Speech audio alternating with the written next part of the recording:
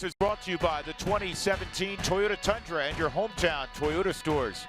By Wells Fargo. Wells Fargo customers get your 2-for-1 Rockies club level tickets by visiting wellsfargo.com/Rockies. By StubHub, looking for great seats? Head to StubHub, the official ticket marketplace of the Colorado Rockies. And by Southwest Airlines. Yes to low fares with nothing to hide. That's transparency. Roof is open, a glorious day in Phoenix. Rockies looking to sweep the Arizona Diamondbacks, and they'll send German Marquez, the young kid from Venezuela, will have the baseball for the second time this year. It'll be Marquez against the left-handed veteran Patrick Corbin. Ian Desmond making his Rockies debut. He'll be in left field in the middle of that Rockies lineup. Rockies, Diamondbacks, come on back to Phoenix with us.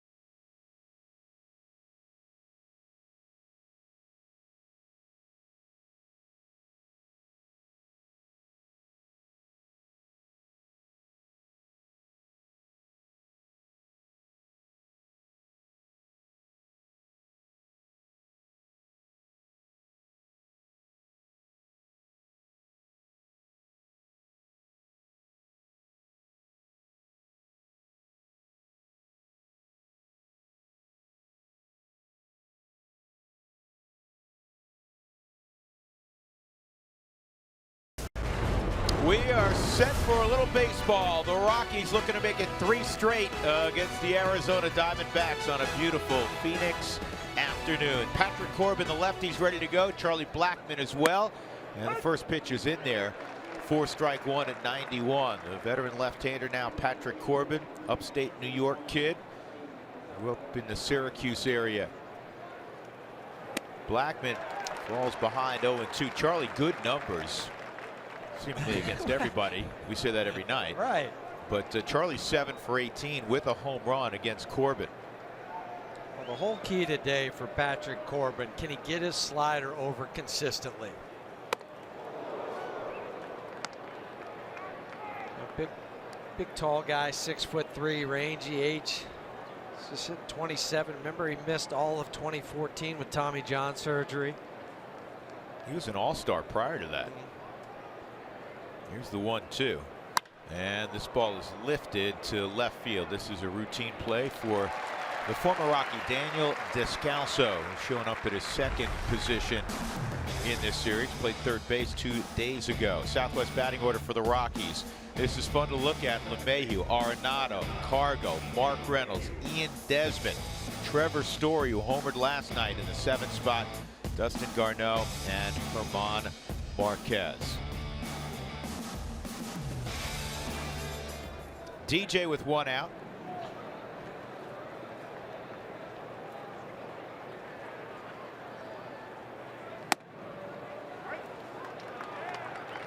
I know Charlie wears sunglasses a lot during the day to hit, but DJ has them on. It's the brightness. They just opened the dome. About 5 minutes before first pitch, it seemed. Like a new universe opened up. Like, see the light. Outside on LeMahieu. Home plate umpire is the crew chief, Jerry Lane. Marvin Hudson's at first. Toby Basner at second. Mike Estabrook is at third. Both teams have Monday off, but the Diamondbacks right after the ball game heading to Washington. They'll spend their off day in our nation's capital, and they'll get to see that formidable lineup the Rockies looked at last week. While the Rockies, after the ball game, head short flight to San Diego. Tomorrow's an off day, and then they open up a 3-game set Tuesday against the Padres. 3-1. And that's fouled back. Good rip by DJ.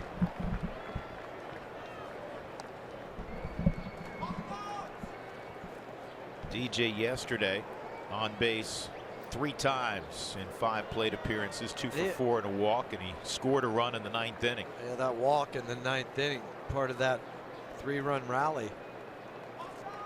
Rockies got after Fernando Rodney, and then Rodney threw 2 wild pitches to help out. He also threw 34 pitches. Yeah, he very well could be down today. They did make an announcement, the Diamondbacks.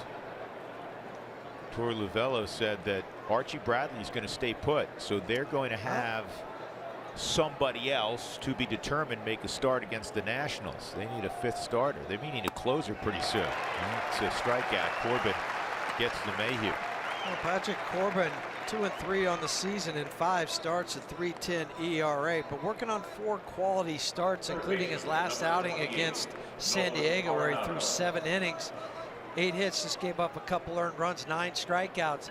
And that's what I was talking about, the slider. That's key for him because guys are hitting 175 against it, 328 against the fastball, 300 against the changeup. Here's Nolan, who has struggled in his career, believe it or not, against Corbin because he eats up everybody, particularly lefties. This year he's hitting .517 against lefties, 15 for 29, but just 4 for 26 against Patrick Corbin in his career. So time to change those numbers around in your favor a little bit. You see here 326 or 400 against lefties for Nolan. And there's the filthy slider. Yeah, you think it's in a hittable spot, and then it disappears. Yeah, when he drops down and kind of gets off to the side, that's when it turns flat. When he finishes out in front and does it the right way, that's when you'll get the depth, and that was a dandy from Patrick Corbin. And Corbin with a 95-mile-an-hour fastball, 2 strikeouts in a 1-2-3 first frame.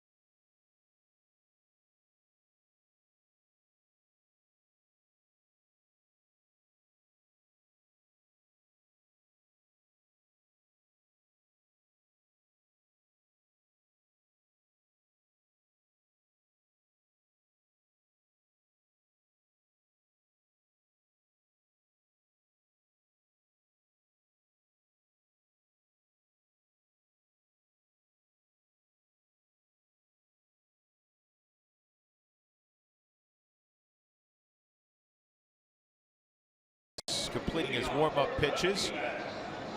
Looking to bounce back after that rough outing against Washington. It's kind of strange because if you recall in the 2nd inning, The inning, he ended up giving up 5 runs.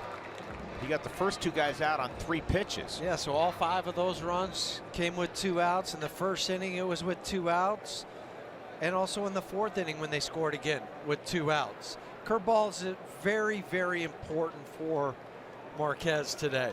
Didn't throw it enough, or really couldn't command it enough in the start against Washington.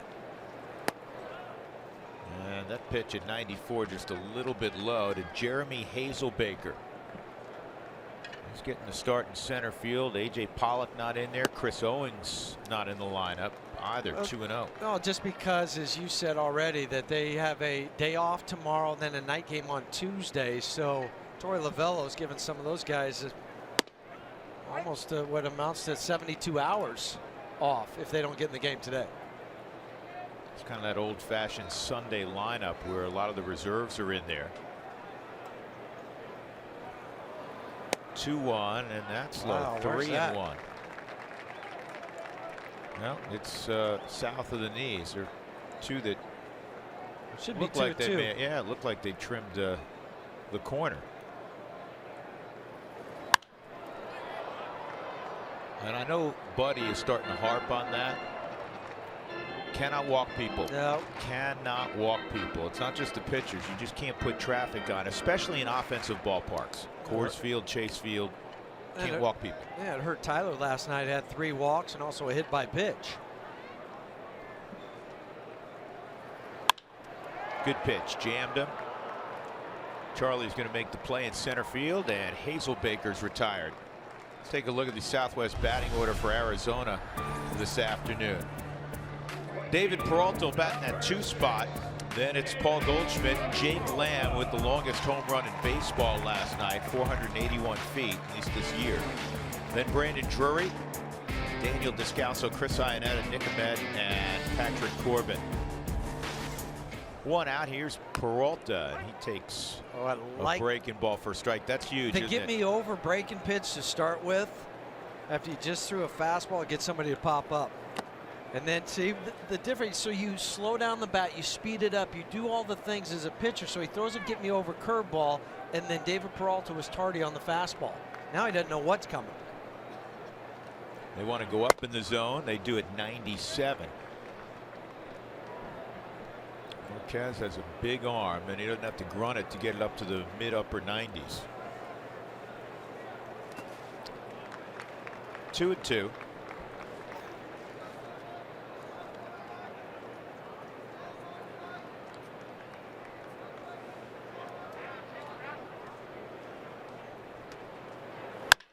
On the ground right at the shortstop, Trevor Story. He's playing really fine defense. Trevor throws across.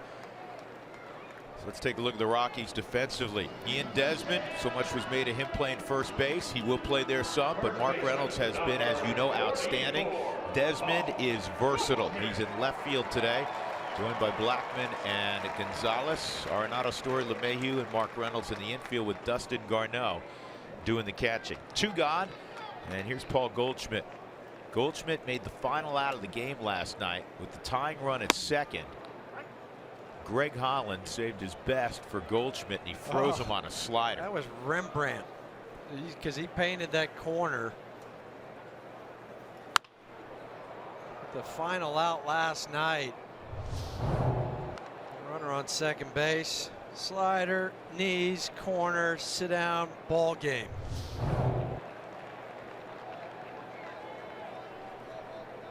.98 on that last fastball, and that's a good hook, and it's going to sneak into center field. A base hit.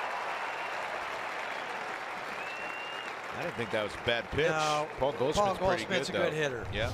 Good hitter. That was down. Goldie could have just as easily rolled over this and have been a 6-3. Sometimes you just make good pitches and they find a hole, and that was the case. So Goldschmidt's now reached in 33 straight at home against the Rockies.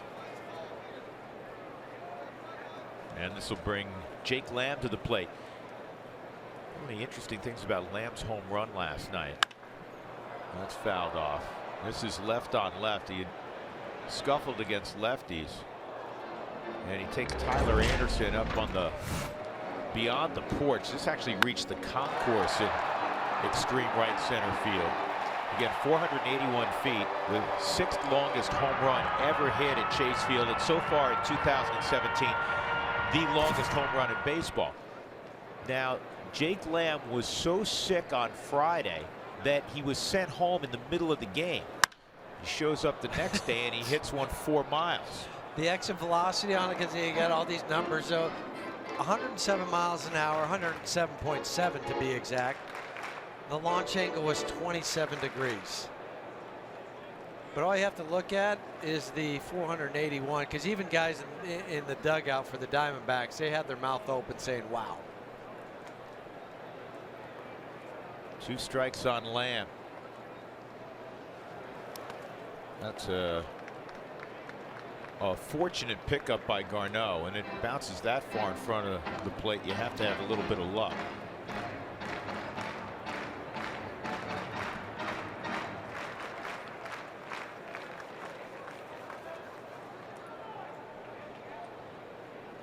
Better there than hanging one. Got to check on Goldschmidt. You never know with any of these guys in that Arizona lineup. Goldschmidt has stolen 25 in a row without being caught, and he's 7 for 7 this year. That's the longest since 1974, when they really started keeping this for a first baseman for 25 straight.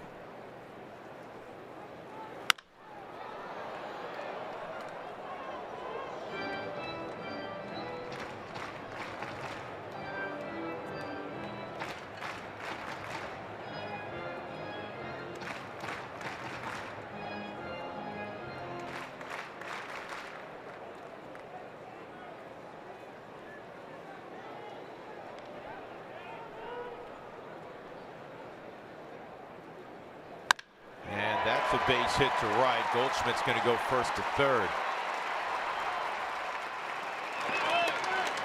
So with 2 outs, there are 2 on, and that'll bring up Brandon Drury. They wanted the fastball under the hands of Jake Lamb. Set up inside, but just didn't bust it in enough. No, wandered back over the middle of the plate.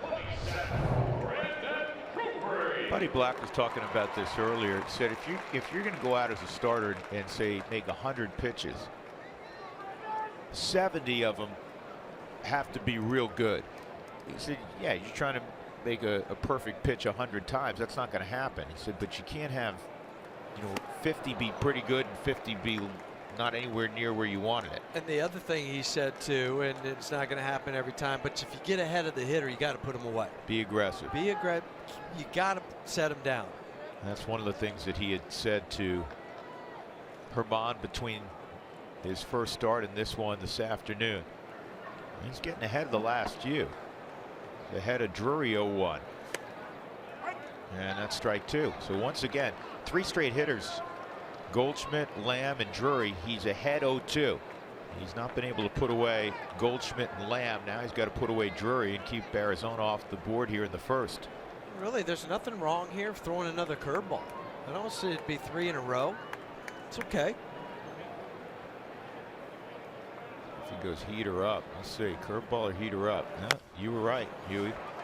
Yes, I think too many times either a pitcher gives the hitter too much credit or the hitter gives the pitcher too much credit.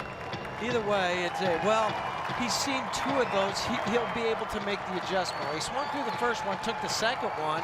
Curveball's hard to hit. Just like sometimes we give them too much credit that, oh, they've seen 3 fastballs in a row. They won't be able to hit, or they'll be able to hit the 4th.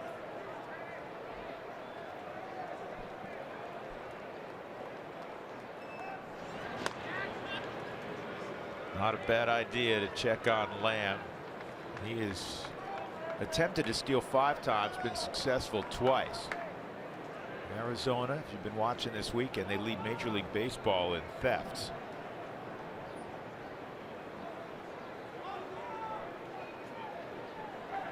(0-2), and this is bounced to third. Easy play. So a nice job by Marquez working out of that first and third situation. When we come back, one of the men you will see, that guy, Ian Desmond.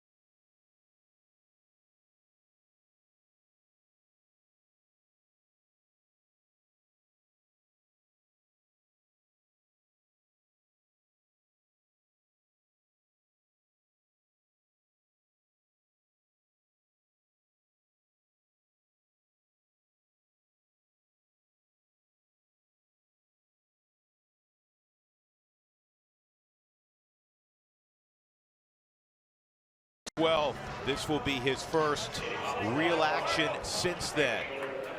A reminder, you can join in on the conversation by sending us your thoughts, photos, questions. Use Twitter or Instagram. Include the hashtag Toyota Talk. And speaking of Twitter, earlier today, Ian Desmond, extremely grateful for all your prayers and well wishes. Can't wait to get out there with these guys. We're live. I know both you and I said something to him in the locker room today. You could just, I think he was ready to go at 9 o'clock this morning. He was one of the first guys in the clubhouse this morning. And I said, this is your opening day. I said, got a little more buzz than normal. He said, absolutely. He didn't want to hide it. Didn't want to play it off. Here's the 1-0 on Cargo. And he fouls this off in our direction. Nor should he play it off like, oh, it's just another game. Again, one thing you'll find as you get to know Ian, he is extremely genuine. 1-1 on Cargo, 5 for 16 lifetime against Corbin with a home run. He takes low, 2-1. Cargo scored what turned out to be the game-winning run last night. He was intentionally walked, and then on a wild pitch, he scored the Rockies' 7th run.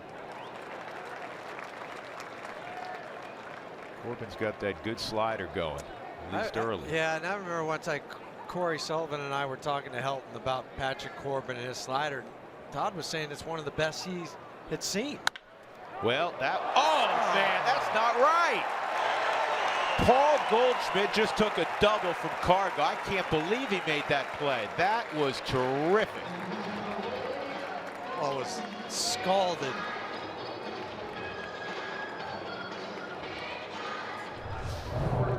Just lay out, just in hopes that it'll go in the glove, and it did.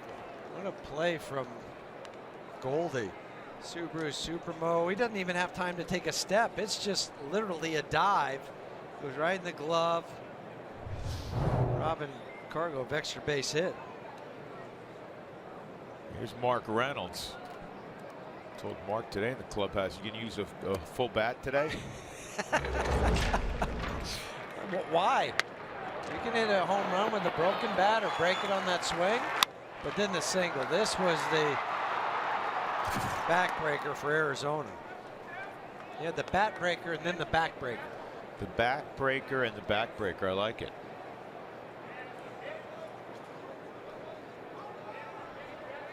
Ball was flying. Broken bat home run, and then the little ninja going oppo taco yesterday, huh? Fly ball to the left. 2-1 on Reynolds.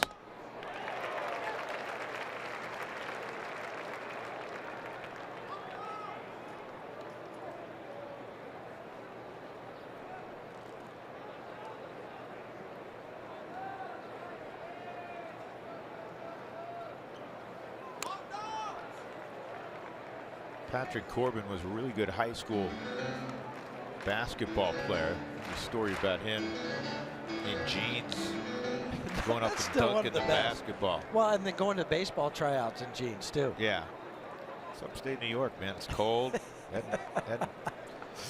Local sporting goods store hadn't opened yet. That's pulled foul. He didn't have to order a glove or pants from the Sears Roebuck catalog, did he? I may have. I don't know. To delve into that story deeper, he went to Mohawk Community College up there, and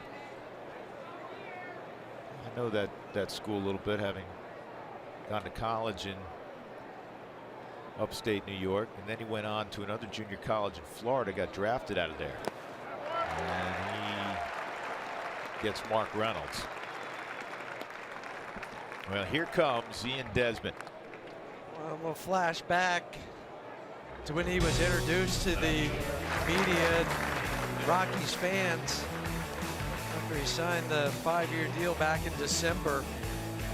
Go back to when he first came up with Washington, played there for over 900 games as a shortstop, then flipped over to Texas, played left field, played center field, and now it's great to see him in Rockies colors. And he's ready to go, man. He takes a healthy rip at that first fastball at 94, fouls it straight back.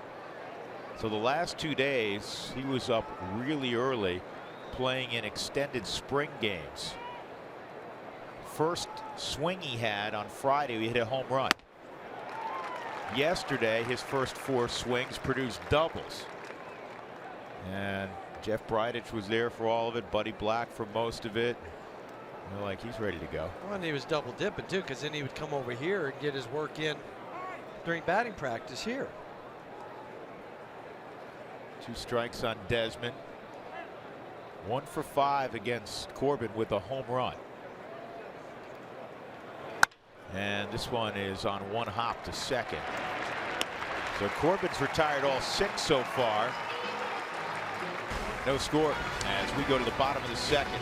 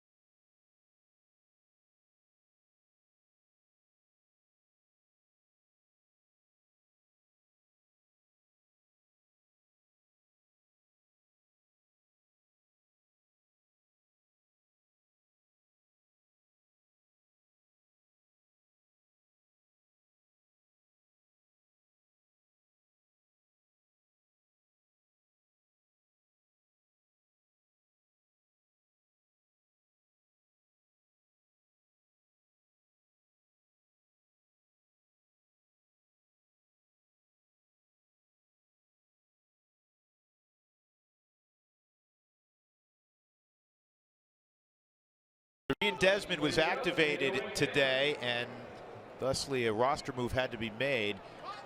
And this was a tough one. Christian Adames was designated for assignment. He was out of options, so a lot of hugs of Christian today. And you have a week to determine whether or not, if he's claimed, whether the Rockies work out a deal and trade him. Here's Descalso with the 1-0, and this is bounced foul. If he clears waivers, then he would end up back in Albuquerque. And so the clock will start tomorrow on that. Then it's 7 days. So there'll be a decision, or an answer, I should say, at the latest next Sunday for Christian. Grew up a Rockies. Good guy. That changeup just missed. Well, he is, but you know, Pat Valaika had a little something to do with it, with Pat coming up and 3 for 4 as a pinch hitter. Can play multiple positions. That's a base hit for Descalso. 3rd hit for Arizona. That'll bring up Iannetta. Marquez's stuff, despite the 3 hits already, looks really sharp. Much better with the curveball, especially. Fastball still has some velocity. A couple times he's just missed his location. We've seen a good changeup, so that's what he needs. A 3-pitch mix is plenty.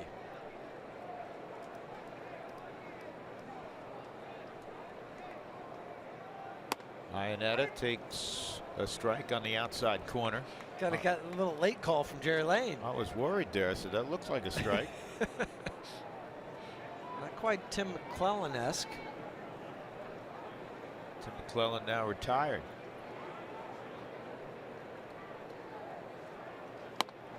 Curveball. 0-2 on Iannetta. Chris caught on Friday night.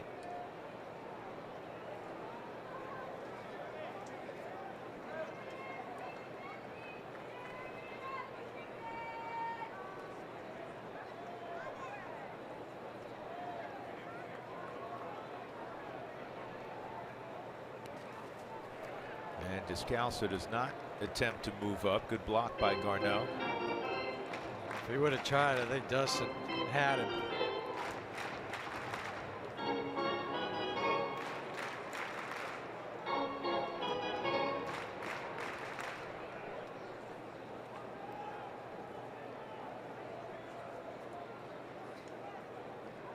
Bottom of 2. Here's the 1-2 on Iannetta. Last night in the 7-6 victory, the Rockies pitching held the Diamondbacks to 8 hits, just 6 hits for the Diamondbacks on Friday. So 14 hits in 2 ball games against one of the hottest offenses, especially here in baseball. Ooh. 2-2. That was another 98-mile-an-hour fastball. This is our man Ben from London. Ben tweets in a lot. Yeah. Excited to see, as we all are, Ian Desmond out there.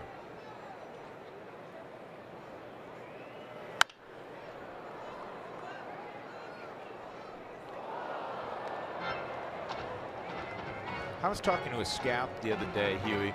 As you see 97, we mentioned the 98. It seems like everybody throws hard now. It's a familiar topic the last couple of years, how many big arms there are. And I said, do you think some of these in-house guns are juiced a little bit, a mile or two? Swung on, foul tip, and Iannetta's gone. That was 97. And he said no. He said when we're sitting with scouts behind home plate, he said our ray guns, which are the slower the guns, they match what is being shown either on television like you're seeing or in-house. So yeah, there's just that many guys who throw harder than ever before. Yeah, and all the scouts will sit down there too, and they pull out their radar guns, and then they'll get a number. They'll ask, you know, Jim sitting next to him and Tom sitting across from him, what did you get? And so they'll compare there too. Yeah, I mean, it's not like they're hiding information. So, you know, it's either 94 or 95, and so that's Rick Williams, the old manager Dick Williams' son, who's a scout with the Atlanta Braves. And he's got his gun, writing up reports already. Listening to a little Big Town. You might be listening to another ball game the way scouts are wired. 0-2 on Nick Ahmed. Former UConn shortstop. He was on some really good teams. Teammate of Scott Oberg's. And George Springer was there.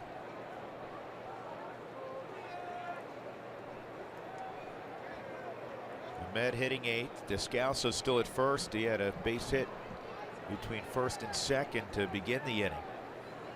A lot of 0-2 counts. You got to like that from Marquez. And he strikes him out on a 98-mile-an-hour fastball. I'll tell you what. He just used him there. Yeah. Curveball, elevated fastball. So first 2 pitches on the Subaru strike zone down, then up and in, tie him up. I don't know how this is going to turn out, but he has electric stuff. Come on, he had to be amped up in that first start. After making the club out of spring training, being in the bullpen, didn't get in a game, goes down.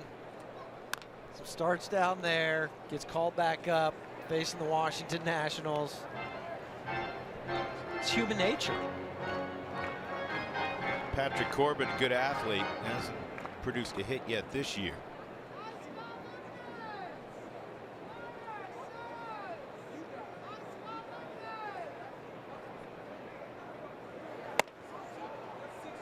Did he go? Yes, 0-2.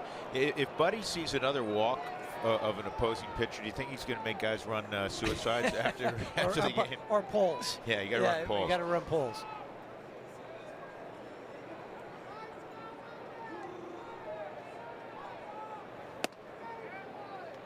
Garneau's got soft hands. You know, we talk about the job Tony Walters does. Dustin Garneau, really solid defensively. Last pitch, 98. I mean, he's been throwing a bunch of 98s up there.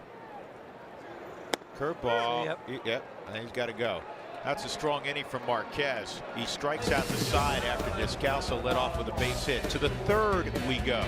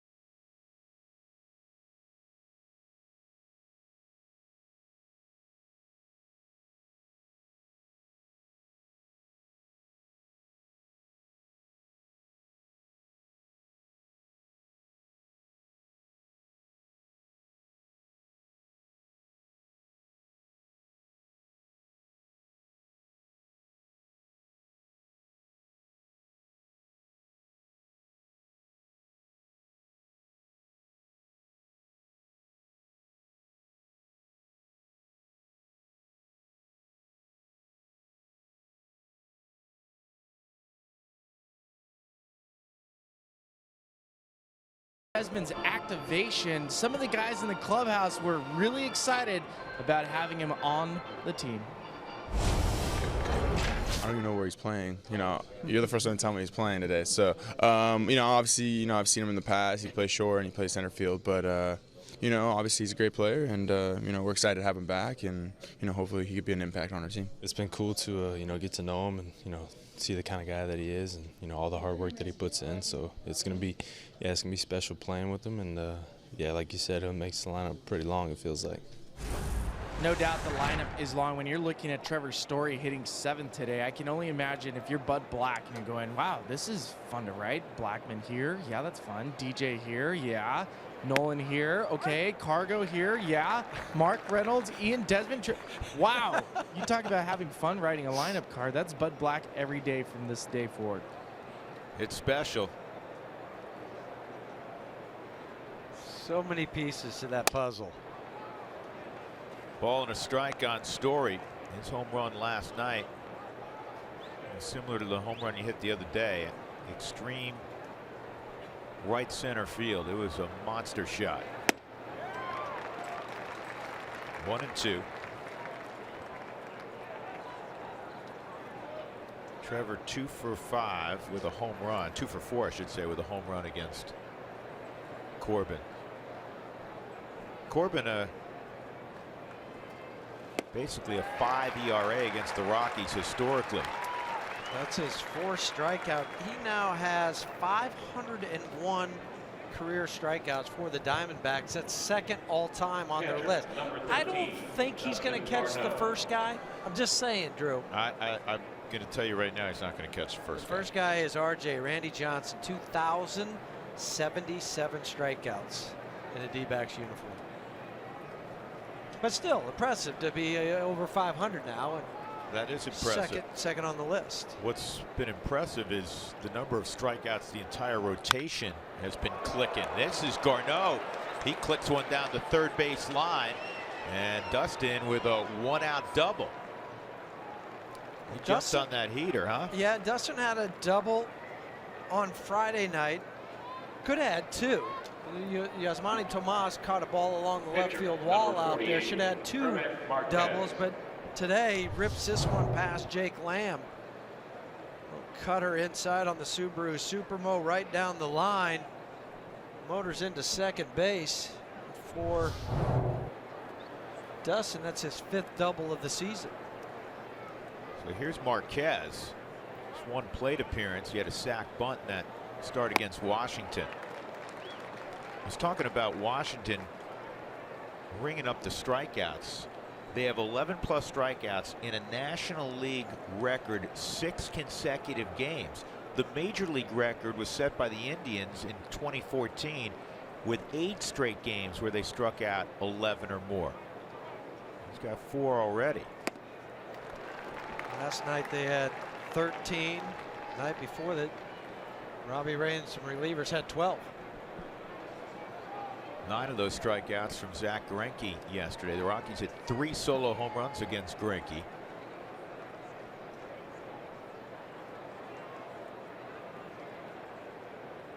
No scores. The Rockies bat with 1 out in the 3rd.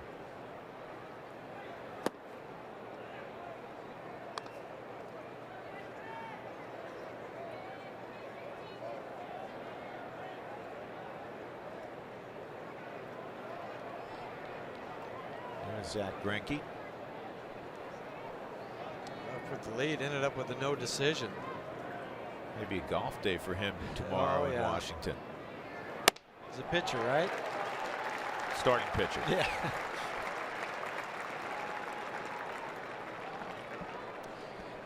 Check this out. Really classy move by the Diamondbacks between innings. They welcome back Chad Bettis, and on the public address they said get back on the field soon. And it wasn't only the Rockies dugout applauding. Every Diamondback, not only in their dugout, but they were already out on the field, stopped what they were doing to acknowledge Chad. I got goosebumps. We both did. You and I looked at each other, goosebumps, and rightfully so.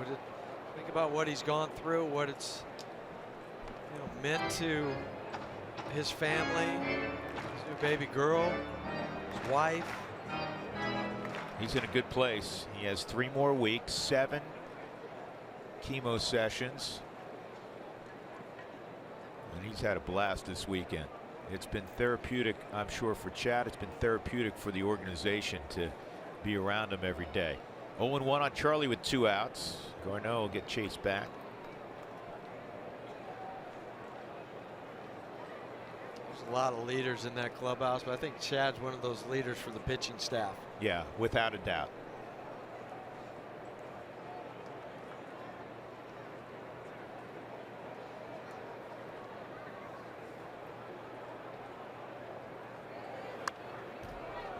We were discussing this at times last year and going into this year that, you know, John Gray probably would get the baseball as he did in game 1 in Milwaukee, but that the leader, and it's not a knock on John, the leader of that rotation was and is Chad Bettis.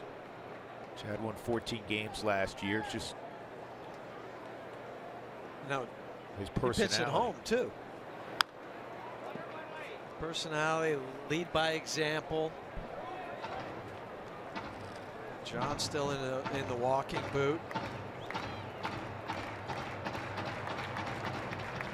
You get these guys back. Talking about Desmond coming back, Huey. The Rockies playing very well, obviously. They're 16-9. They're 8-0 in 1-run games. They're atop the National League West. And you go, okay, you got Desmond back. Big boost. You know, in a month, they'll get John Gray back. I mean, how many teams will say you're going to get a guy back that has, you know, #1 type of stuff? And right now you're sitting 16-9. You're going to end the month of April, first in the division. You're 7 games as we sit right now above 500. Blackman trying to produce a 2-out ribby. Good eye. Every pitch you throw to Charlie Blackman goes in the database. You're going to earn whatever happens against Charlie as a pitcher. You're going to earn that because he's going to study. Walked in the clubhouse again. We say it kind of daily though, but where was Charlie? He was in front of the computer watching video on Patrick Corbin. And sitting across from him was Nolan. Yeah, I don't even know if he had his eggs and bacon yet, but he was there studying. Yep. Arenado, the same thing. 2-2. This ball is hit in the air to right. Peralta make the catch. Off the bat, thought it may have had a chance to elude Peralta. No score, middle of 3.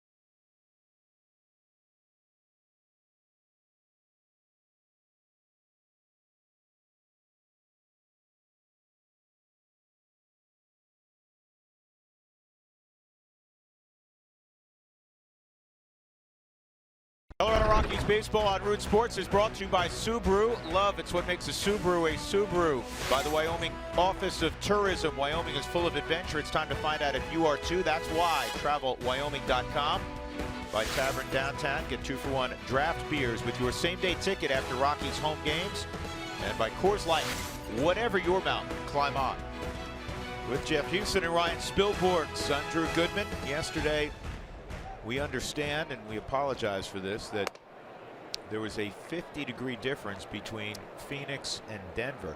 And the only reason it wasn't about a 70-degree difference is it was relatively cool here by Phoenix standards. It was 78 in Phoenix, 28 in Denver. This is in the air to left field, playable out there for Ian Desmond. And he handles his first opportunity perfectly. Ian last year played some left field, but he played a lot of center field with Texas, as he was an all-star with the Rangers in his only season there. And for Ian, this is his 30th game in left field, 28th start in his career. He actually has a handful of games at second base in his career also. Most of his work naturally at shortstop. 913 games there. 158 overall in the outfield. He didn't even get a chance when they moved him from left to center field. It was DeShields went down. They said, we need you in center field. You don't get a day to practice. You're in there tonight. He said, okay. I'm an athlete. I got it. He appreciates everything. He was drafted out of high school. He's at a Sarasota high school out of Sarasota, Florida. And we were talking about the last 2 days in extended. This is right at Story. And he will retire Peralta, 2 gone. And I asked him about if he had ever played in an extended game before. He said no. He said the closest that I remembered anything like that was playing in the Gulf Coast League when he was a teenager, right after Montreal drafted him. He said, I had a blast. He goes, it was fun to be around those kids. It was really enjoyable. That's not every veteran's attitude. No, you'll see some veterans just go down there and say, I'm here. I got to get my work in. I'm not going to talk to these guys. I'm going to big league them. That's not his personality, first of all. But he genuinely had fun going down there and getting his work in. But being around these youngsters. That is line foul by Goldschmidt, 1-1. Spilly, I was down there yesterday and he's interacting, he's cheering on his teammates. I mean, you'd have thought it was, you know, a big league game. He's been a great teammate so far. And I think somebody asked me earlier, why did he not go on a rehab assignment? Well, I asked Jeff Bridich that question and he said it was the nature of the break. He was allowed to strengthen his hand over the course of the injury. Base hit to center field.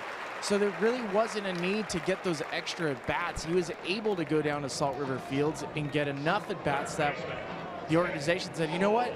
He doesn't need a rehab assignment. His hand is strong enough. It's been challenged enough with broken bat, singles, and jam jobs that he's fine. And that's why you don't see a long rehab assignment for Ian Desmond. And he's in phenomenal shape. He's always taken great care of himself. So the thought, well, he played a lot of baseball. Huey mentioned it, that he would come here after playing all day, you know, all morning long, if you will, at Salt River Fields, and then he would go through batting practice and taking fly balls and ground balls before the Rockies played.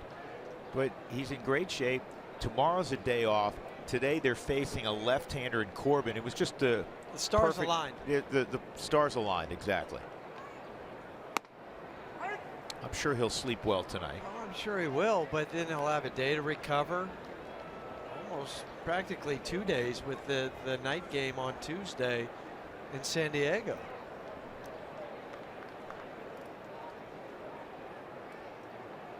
One on Jake Lamb.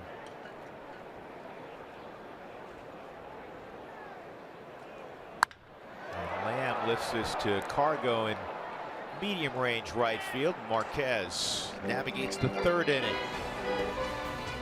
So we go to the 4th, still scoreless. Good pitching matchup. Marquez has been outstanding.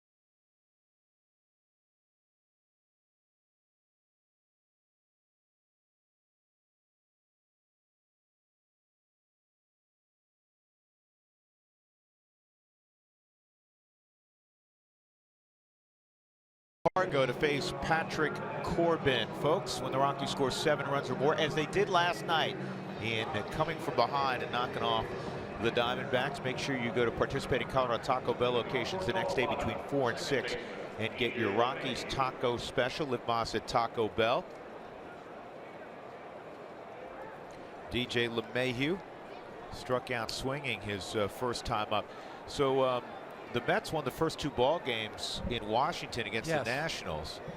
The Nationals evidently got a little ticked off today, Huey. Well, it says 5-3, but they couldn't put another number up there. It's 23-5. 23-5. Well, I looked up at this score. It was like 5-3. Bottom of the 8th, and I told you, I was like, oh, you know, Washington's going to go down again. First time I looked at the scoreboard, and you're like, no, what are you talking about? Well, the score I saw earlier was 5-2 Washington. Syndergaard had to leave in the second inning. He didn't want an MRI yesterday, and then he had to leave with what they're calling a lat strain, and he was headed to New York to have a MRI. But then when you said that the Mets were about to sweep them, I said, well, they were losing. And then you checked on your phone, you said, wait a second, they are losing. They're losing by 18. Well, Anthony Rendon, 6 for 6, 10 RBIs today. 10. 10? 10. 6 for 6. Have a day. That's a club record. Here's Nolan. We know that because we had to look up some things when Washington was swinging the bat so well in Denver the other day, and Trey Turner had that big ball game. Here's the 1-1. 1 and 2. Gives Rendon 15 on the year. I'm guessing, I haven't checked yet, there has to be at least 1, if not 2, position players that will throw for the Mets today. 2 and 2 on Nolan.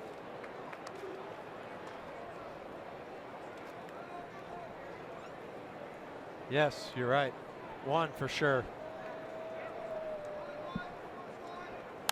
Fouled off. Yeah, Kevin Plawecki, the backup catcher's hurling, huh? Yeah, 2 innings, 4 hits, 4 earnings. He got to work multiple innings. Multiple. Based on 23 runs on the board, he actually, you can say he pitched well. This ball is pulled foul. Bunch of Martians out there down the left field line.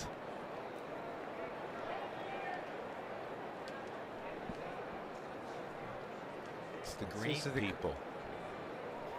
The mean green, or that's Tulane. That is Tulane. This ball is poked toward Peralta in right. 2 outs.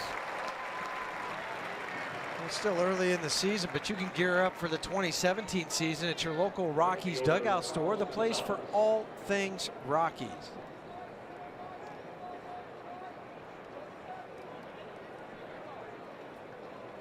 I prefer the dugout store on Holly and in County Line over there. That's where I bought a couple things. That's the store we go to. It's over in your neck of the woods. Yeah. Ball 1 on Cargo. He hit an absolute rocket on 1 hop that I still can't believe Paul Goldschmidt made the play on. Dove and snagged it and ran to the bag. That's why I guess he's got a couple of gold gloves. Corbin, another 1-2-3 inning. The Rockies have had 1 hit. Dustin Garneau's double in the 3rd.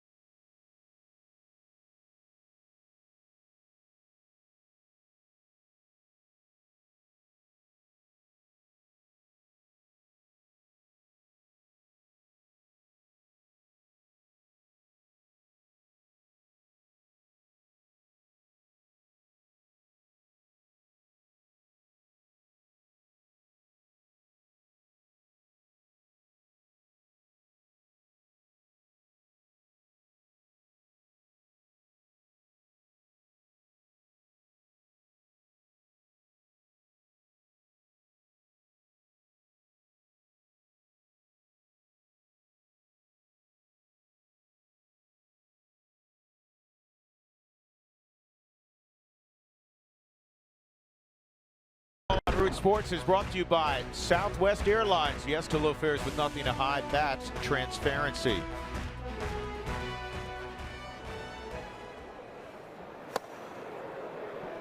First pitch rubs Brandon Drury off the plate.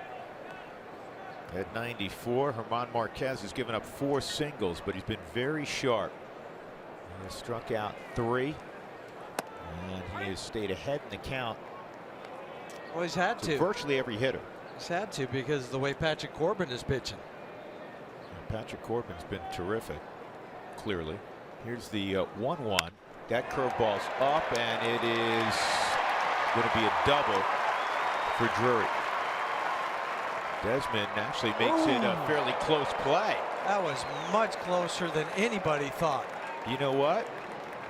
DJ immediately stared in the dugout, and Mike Redmond picks up the phone. Look at his throw from Desmond. Just picks it up and wings it in there. One hop to DJ. Oh, he's safe just barely, though. Look at that.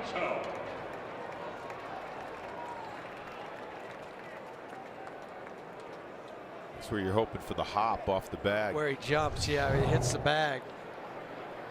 Descalso had a base hit his first time up. Descalso hitting 6th in this lineup. Came in hitting just 128. That was one of the rare mistakes that pitch to Brandon Drury with the curveball. He hung it.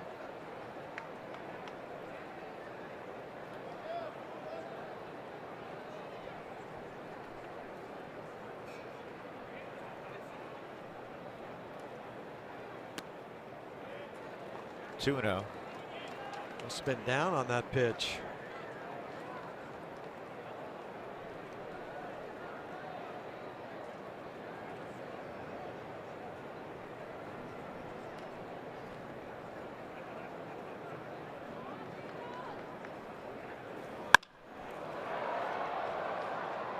Charlie's going to get behind his baseball, and Drury's not going to test the arm. That was textbook. Trying to get the runner over. Descalso hits it to center field. Charlie gets behind it and then ends up running 4 or 5 steps. And it's not the wind. There's no wind right now. No, the ball's up. Too many times you see outfielders will catch the ball with their momentum start to go back. Then Charlie rearranges, comes in, hits the cutoff man.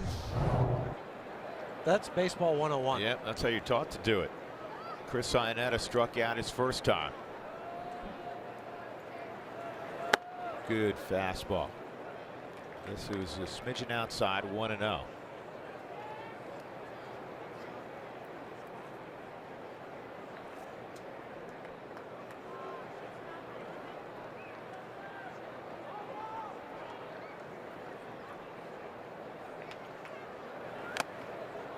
Challenged him, and he got a foul tip. 1 ball, 1 strike on Iannetta. And he's still carrying the velo with the fastball. He's been as high as 98 on a few occasions.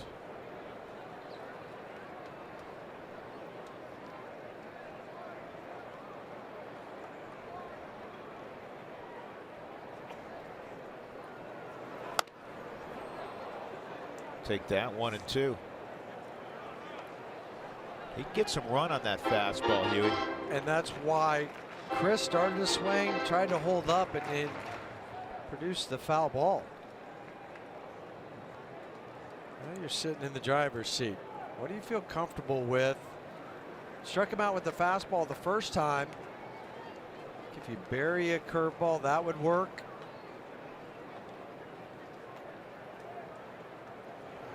That's what he wanted, and Iannetta didn't offer at it.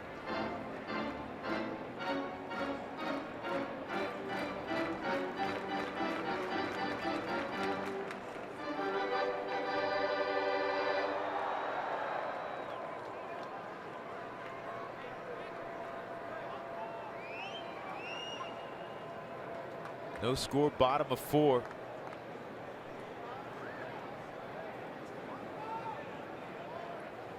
Two. Got him. Strike 3. Froze Ionetta. Rock Beautiful City. pitch.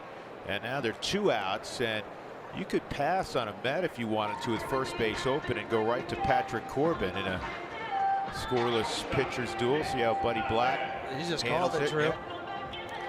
So Met will go down there, and this is one of those deals. Ahmed's kind of a light-hitting shortstop, but with a young guy in this situation, I really think that's the right call. And you also set up a force play.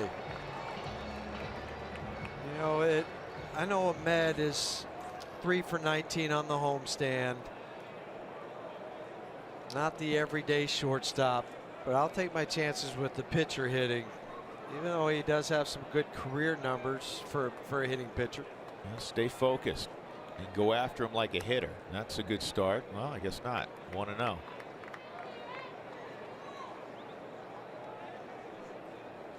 according to the Subaru strike zone, it could have been called a strike. I think the umpires hate our Subaru strike zone and everyone in baseball. They probably do at times when they get that report. They know you missed X number. And to be fair to them, they're looking for 93 to 90, you know, around 93% when they get the report. Because you're going to miss some. It's in human nature. Ball traveling at 95 miles an hour. Yeah. It's easy for us to pick it apart, though, right? This ball's in the air to Charlie. Pretty well hit. And Blackman mid-track makes the catch. That puts the inning down. So we move to the 5th. Still a couple of bagels up on the scoreboard. Reynolds will lead it off.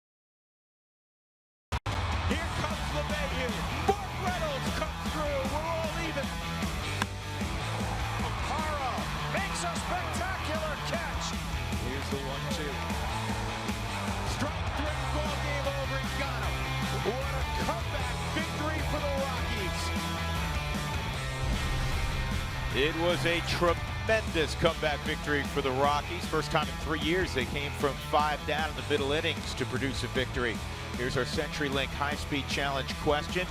And a reminder to go to @RootSports_RM to cast your vote. We'll show you the results during our post-game show. All right, what was your favorite play from last night? Was it Mark Reynolds' game-tying single, Gerardo Parra's sliding catch in the ninth, or Greg Holland making it 11 out of 11, a new Rockies record for saves in the month of April? I like them all. D, all of the above. That's what I would have answered. Mark Reynolds against Corbin. See if the Rockies now can start to figure out Corbin. He's had the fastball and the slider going. 0-1 on Mark. Struck out his first time. And of the 56 pitches he's thrown, he's only thrown 16 balls. Last year was a rough year. ERA over 5, 5-16 record, and he got demoted to the bullpen. He walked about close to 4 hitters per 9 innings. That is down a full hitter per 9. Now he's below 2, which is really good. And you know, your point, he hasn't come close to walking anybody today. Again, only base runner, a Dustin Garneau 1-out double in the 3rd. Reynolds ahead 2-1, and now 3-1. Ian Desmond is on deck. If you missed it, this is the return for Desmond, or the beginning for Desmond. I like the beginning. Yeah, it's a new beginning for him. That is pulled foul past the third base umpire, Mike Estabrook.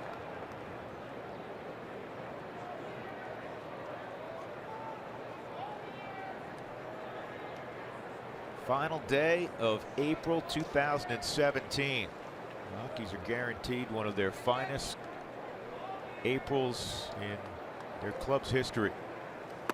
And a good beginning here in the 5th. A leadoff walk for Reynolds. And that'll bring up 6'3", 220-pound Ian Desmond. And this is where he's going to announce his presence with authority. No prediction, huh? It's not even going out on a limb.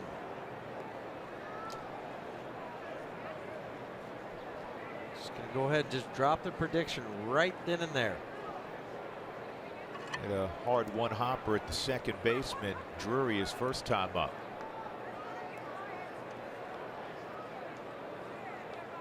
Been an all-star in 2 different uniforms. The Nationals as a shortstop, and last year with Texas as an outfielder.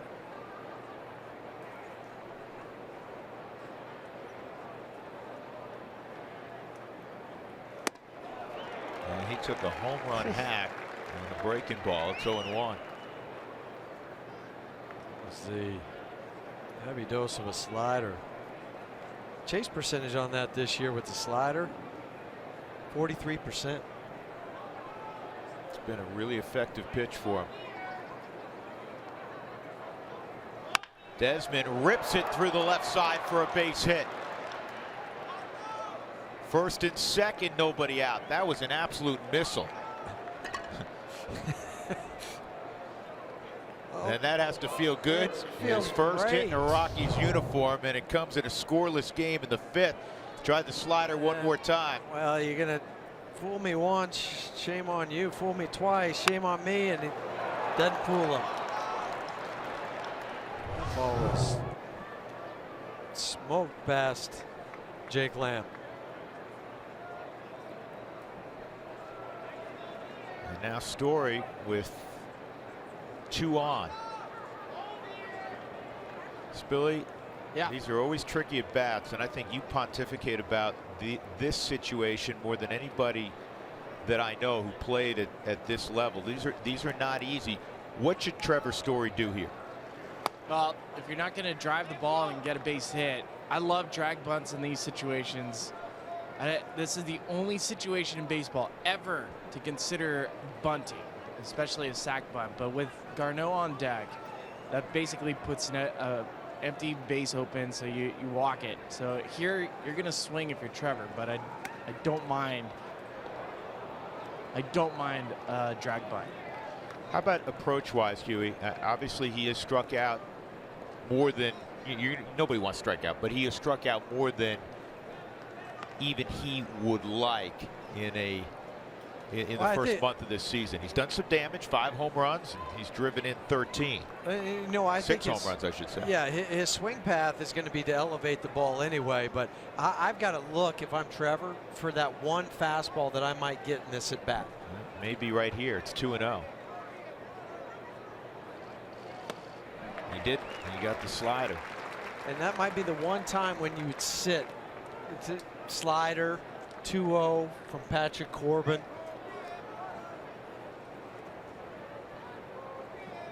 One of the good things about Trevor, if he does get it in play and it happens to be on the ground, he's an extreme fly ball guy. But if it is on the ground, very tough man to double. And that is hooked into the crowd. 2-2. Another slider. Big, strong guy. I think he'll get another one here. Yeah, big, strong guy. And in this situation, We always say try to cut down a little bit. You know, 80% swing. We see it out of Mark Reynolds. But Desmond, Ian's got a huge lead at first base.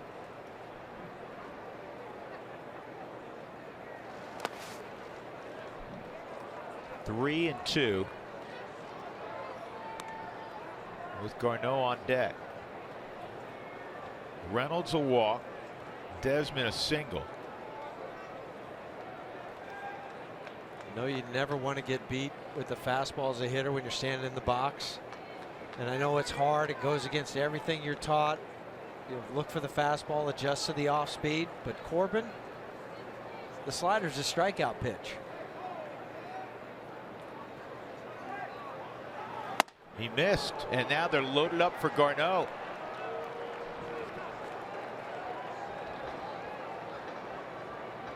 Sometimes you heard pitchers say this, when you spin so many in a row, maybe you lost your feel for the release point on your fastball. And Patrick did on that last pitch to Trevor. Yeah. He'd had it so good with the slider, knew where it was, and then just pulled across on the fastball. We'll get the pitching coach Mike Butcher out. This is an interesting deal, Huey, because Garneau's at the plate, and then you have Marquez up. So from Arizona's standpoint, they're feeling, well, you know, we may be able to get out of this thing because you're in the right part of the lineup. But then on the other side, you have Dustin, who's up to this point had the only hit going into this inning for Colorado.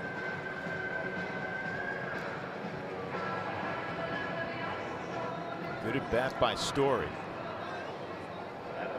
And now if you're Garneau, essential that you get it in play. Obviously the infield will stay back. They'll take two up the middle and concede the run.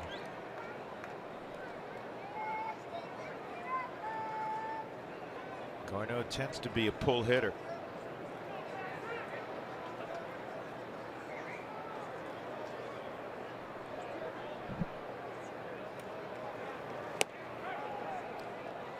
Ball one. Take a look at the arms for Arizona and Daniel Descalso. We know he's a utility guy.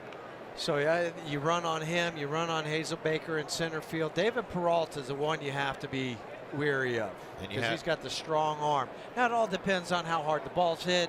You know, if you're charging hard, but if it's just right at him, they have to stay back, go. 2-0. You have plus speed at second and plus speed at first. Desmond can run and Story can really run. Scoreless in the fifth. Hopefully not for long. 2-0 with the bases full of Rockies, nobody out. He threw a 2-0 slider to Trevor. Will he do it? I think he has better feel for the slider. You know, he goes fastball and it's popped up. This will be an infield fly rule. He got exactly what he wanted. He got a center cut fastball. That's a big out from Arizona's perspective because now you have Marquez.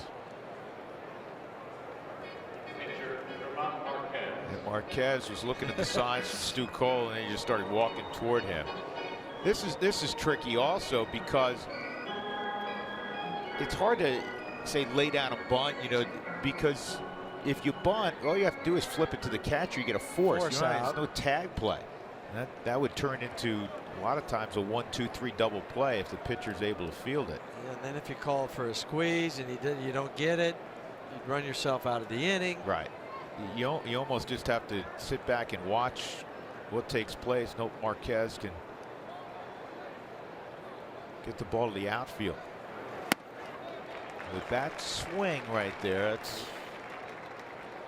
going to be a problem. He was fooled. And the other thing is that sometimes you don't want him to make contact where he'd hit it on the ground and maybe a double play. Yeah, that's the other thing. That's why it's tricky.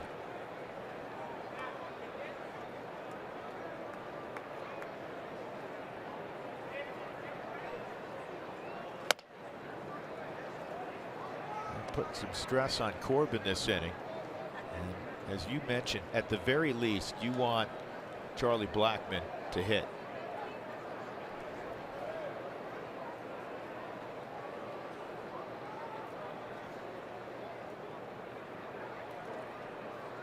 Outfield shortened up. That's outside. 2-1. Corbin had impeccable command. That pitch probably was in there. You can see on the Subaru strike zone. Well, where Chris had set up, reaching across his body, gave the appearance that it was a ball.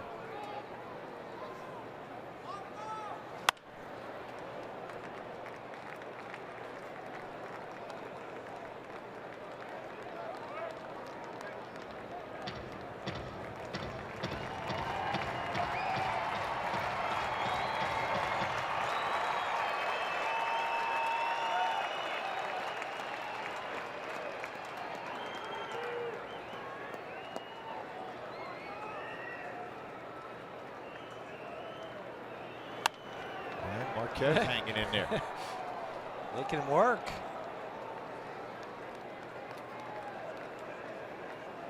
Tavis here. Spilly, what do you got? Well, I'm not going to ever teach someone how to swing like Marquez, but he's done a couple good things. He's gone leg kick, toe tap. I've seen no stride, and I'm curious what he's going to do right here. He's going to hit it on the ground to third, and they're going to come home for one. They go to first, and good job by Marquez getting up the line. Marquez put his head down. He said, "You're not going to double me up," and he will give Charlie Blackmon a chance with the bases loaded. Hit right to Jake Lamb at third base. Easy throw. You've got a good lane to throw to Chris. Then he clears himself to first, but Marquez striding it down the line to beat that out to extend this inning.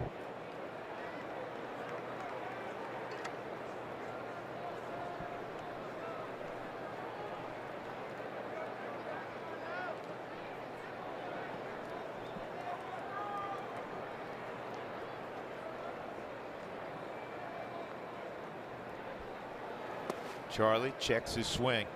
Blackmon a fly ball to left, a fly ball to right.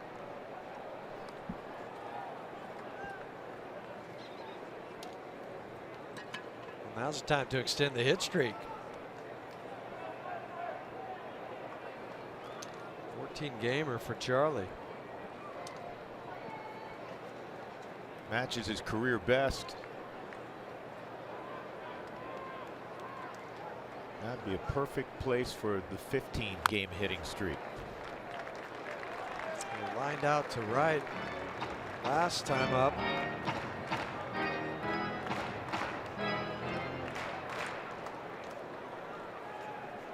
Corbin is throwing a bunch of pitches this inning. Now the total's up to 80. Reynolds walked to lead off the inning. Desmond a sharp single to left. His first hit as a Rocky. Story walked. Garneau popped out.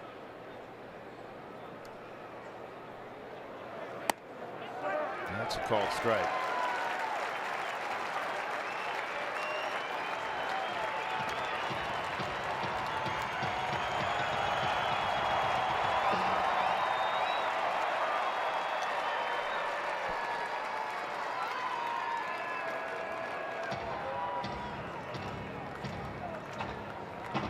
Everybody's coming for an individual meeting. Usually it's a group meeting, but first Ionetta went out, then Ahmed came in, then Brandon Drury came in.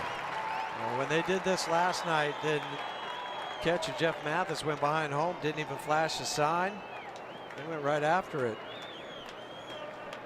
And again, they didn't flash any signs. He went fastball, and it's too high. 2-2. Ooh, close. Real close on the Subaru strike zone.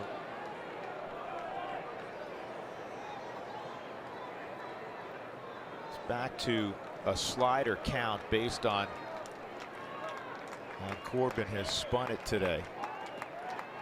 2-2. He goes slider, and it's pulled to first, and Corbin works out of it. The Rockies had the bases loaded, nobody out. We remain scoreless, middle of 5 in the Valley of the Sun.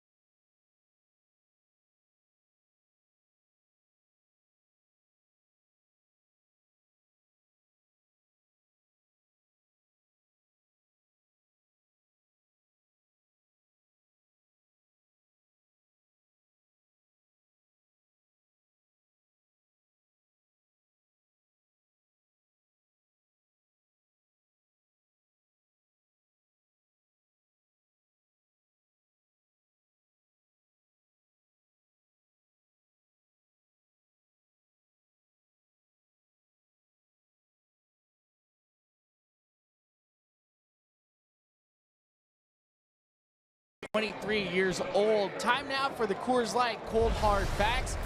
So let's compare them. Todd Helton, Paul Goldschmidt, both beginning their career at 23 years old.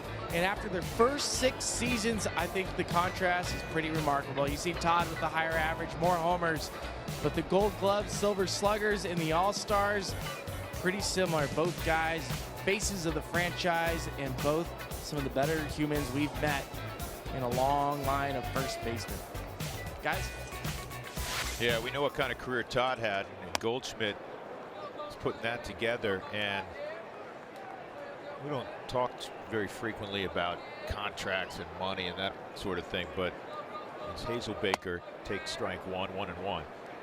Goldschmidt, because he signed several years ago a long-term deal, is one of the best bargains in baseball. What he does, he had a pretty neat thing happen the other day too. He just opened a ballpark down here in Arizona, had it built a lot like the Rockies did with all the guys signing the big deals. You get Little League ballparks strewn throughout Colorado, but there was a kid that hit the first home run at the ballpark under his name, and he got to meet him. And a vicious curveball and a strikeout of Hazelbaker. And a strikeout number 5 for German Marquez. Right fielder, David Peralta.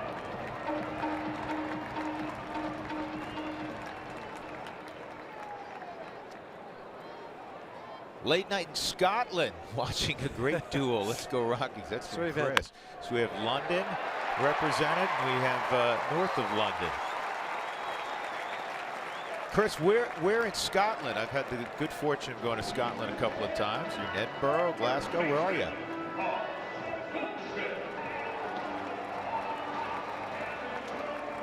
So Peralta, 1-out single, and here's Goldschmidt.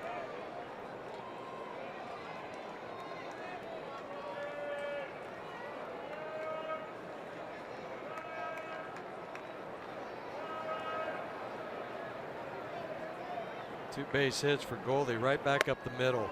Where's that? That's close.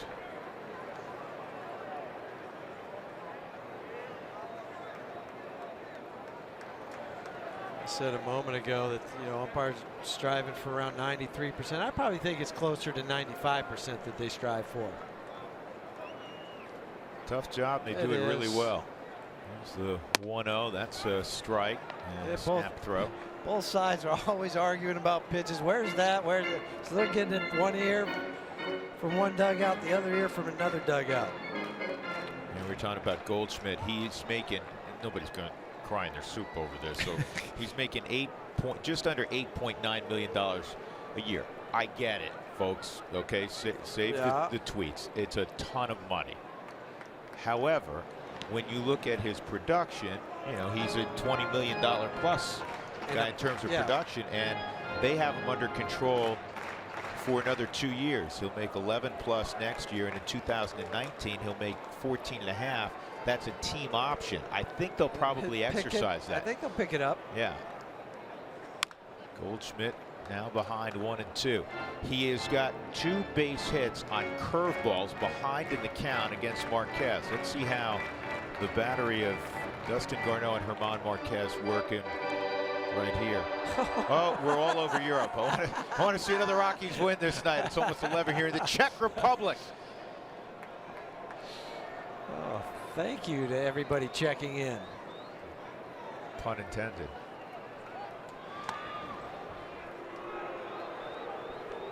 I think. Allegedly.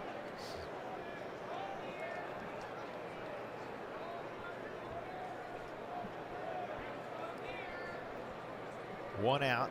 Peralta at first. Here's the 1-2 on Goldschmidt. He goes fastball and he jammed him. Shallow center. And Goldschmidt gets there. Jammed him at 97. Pretty similar to one of the biggest pitches Kyle Freeland made last night. A 4-seamer up and in to jam Goldschmidt. 2 days ago, I should say. Yeah, with runners at second and third and only 1 out. Jammed him with the fastball, got the pop up to short. This time it jammed off the label.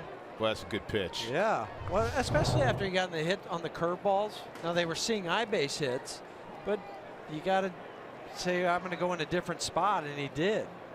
Get the fly ball to center. Yeah, every at bat huge. Naturally, when you're talking about a scoreless duel like this, and now you have Jake Lamb up there, a single and a fly ball to right field. And when you left a run or two on the table last half inning, with the bases loaded, nobody out. If it was ever set up for a team to get out of it, they were in the right place in the lineup, and it, you know, put a lot of pressure on Garneau to come through, and Dustin got in a good count. Just popped it up. That happens, and then Rockies unable to score, as you said. 1 ball, 1 strike. But I always remember what George used to say. You know, pitchers get paid too. They practice. Sure they do.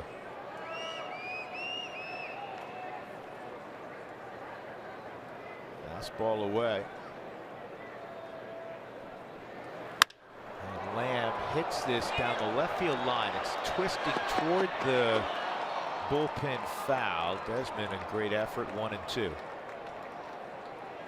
Well, Chris is in the wee hours of the night in Scotland, and he got back to us. He's a Colorado boy living south of Edinburgh. Love watching my Rocks. Clovenfords is where he is. That is, if you ever get a I've never been to Clovenfords, but I've had the great fortune to spend some time in Edinburgh, and that is just a beautiful, beautiful old city. Castle right in the middle of the town. Edinburgh Castle, 1 and 2. Pretty good golf courses around there also, by the way. We might have to go over there sometime. We gotta go do that, yes. Play golf, good or bad, you have a couple pints after and you're happy. You know, Corey Sullivan will be over there after the break playing golf. That's right. Here's the 1-2. Curveball is not located where he wanted it to. That was a hanger. Fortunately, it was out of the zone. Wanted it down. Spinner got around the side of it, pulled it left shoulder too much rotationally. Start guessing along as a hitter. You're thinking, okay, he's not going to go back to that. He didn't execute it well. But he might.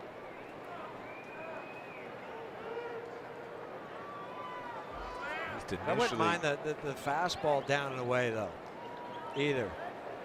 Garneau's going out to that outside corner. Probably indicates heater. It was wide, 3 and 2.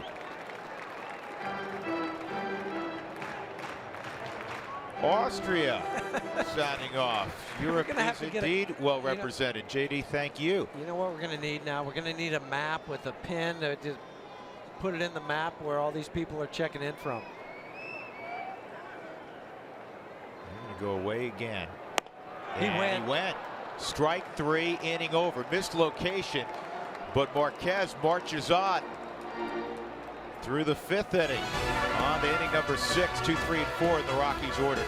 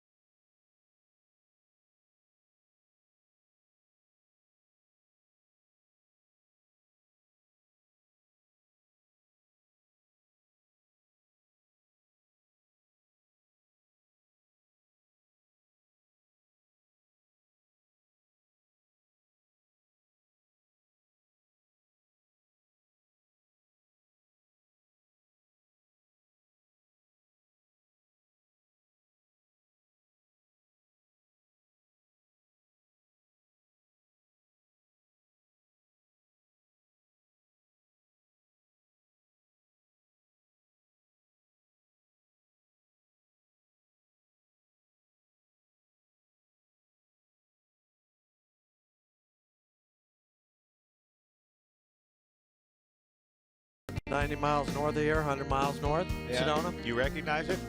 Yeah, that's Submarine Rock right there. Just a little FYI. You used to sprint up to that and then rock climb it as a workout yeah, and when then you were rappel 11. down. I do that 2 or 3 times a day. I thought so. So you got into major league shape, right? Right. Huey, I took my kids, wife and kids, on a hike there right at the end of spring training, and that hike, my kids started scaling the rocks, and it was fun at first until we went too high. And then my wife was like, good luck getting them down. Good luck. It's fun. They did a lot of rock climbing up there, or trails, mountain biking, Jeep tours. 3-0 on DJ Yeah, so LeMahieu. you got to go up there and do the Jeep tour sometime. I've been to Sedona. It's Pink gorgeous. Jeep. Your hometown. Pink Jeep tour, yeah. Your Did hometown's it. gorgeous. Billy, when you were there with the family, did you see the statue? Oh, Huey statue? Yeah. No. Well, they took it down. They had to polish it up, so that's probably what happened. Very disappointing making the trek up there and not seeing the Jeff Houston statue. Wrong. Wrong. Nope, not happening. LeMahieu, Arenado, and Cargo, 3-1. And this is top to short.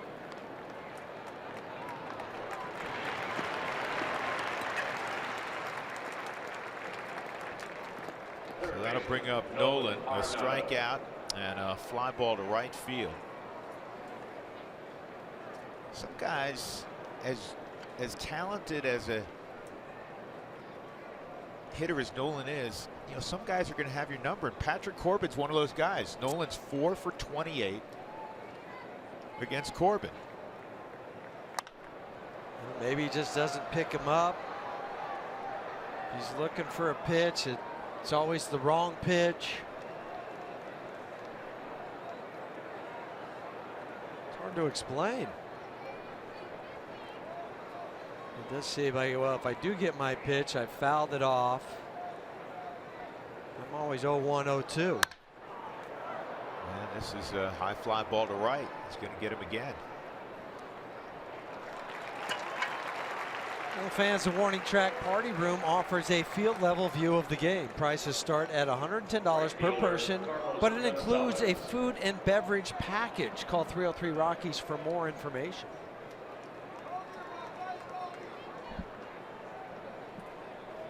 So Cargo with 2 outs. Well, the Southern Hemisphere wanted to be represented, so Mark checks in from Queensland in Australia. Thank you, Mark. Cargo, a healthy rip, no baseball. Sharp one hopper that Paul Goldschmidt turned into an out in the second inning. And also a dribbler to second, 0 for 2 for Cargo. And he's in a ditch, 0-2. Rockies won last night with 3 in the 9th inning against Fernando Rodney.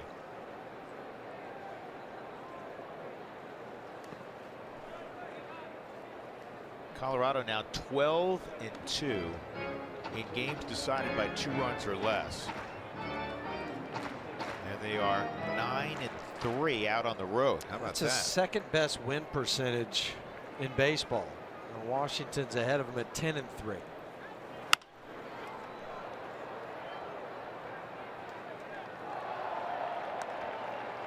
The Nats did it all on that last road trip. They went 9-1 on a 10-gamer.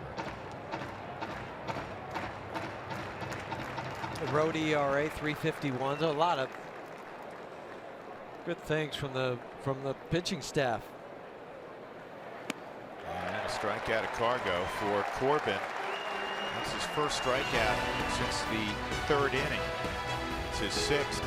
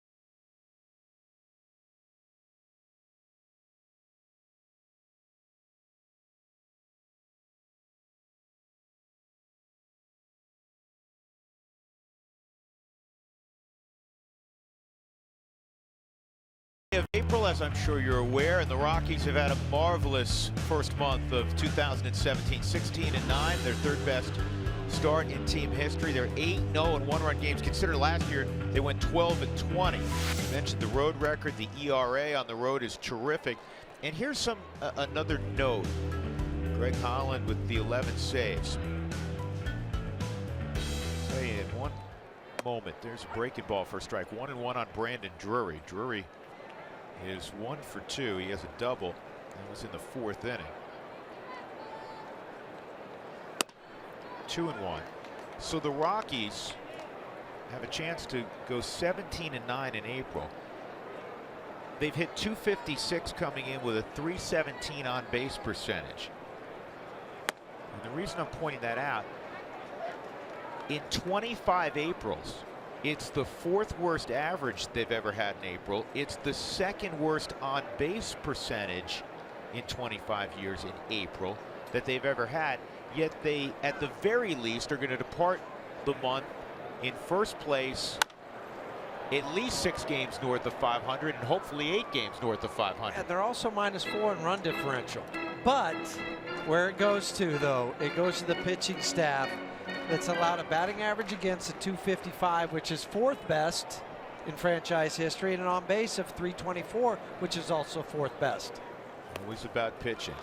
3-2. And here's something else. I know the bullpen ERA after the National Series had skyrocketed literally a couple of runs, but the guys that protect leads late, they have been lights out, beginning with Greg Holland, Adam Ottavino. Jake McGee's been really good.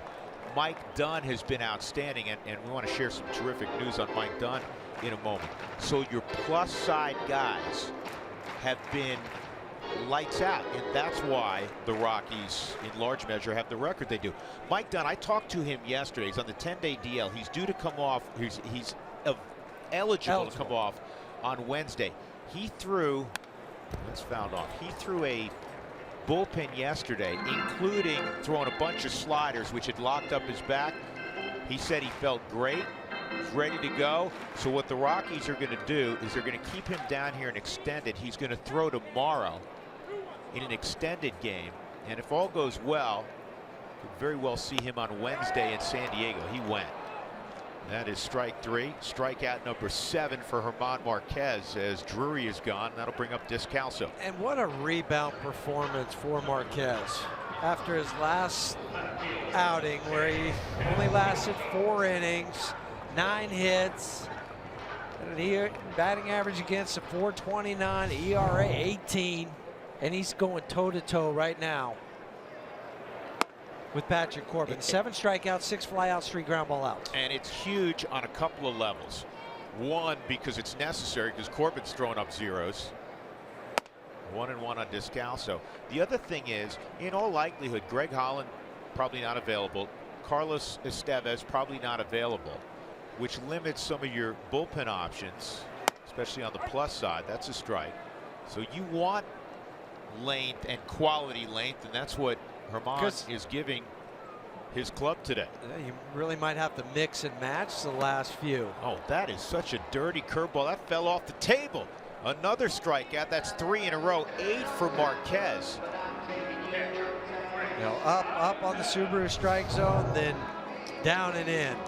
His final performance last year in September was a real good performance. Against Milwaukee. This has exceeded it. Oh, this is by far. I mean, that one was good. This one's great. I just liked his mound presence, too. He's carried the velocity, still 94, but his mound presence today. Get the ball, let's go. Where you want to play behind a guy who works quickly and obviously effectively. 1-1 on Iannetta. Rockies have Chris Rustin on the left side, Chad Qualls, who threw an inning last night. It's Reynolds, Desmond Story for the Rockies in the 7th. Marquez would be 5th. I think that this is it for him anyway. So the pitch count is 96, and that's what's going to end up getting him.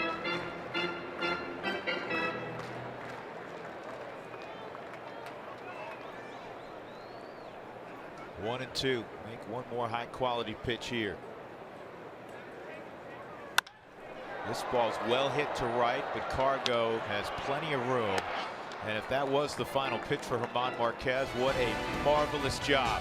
6 shutout innings of a team that can really swing it.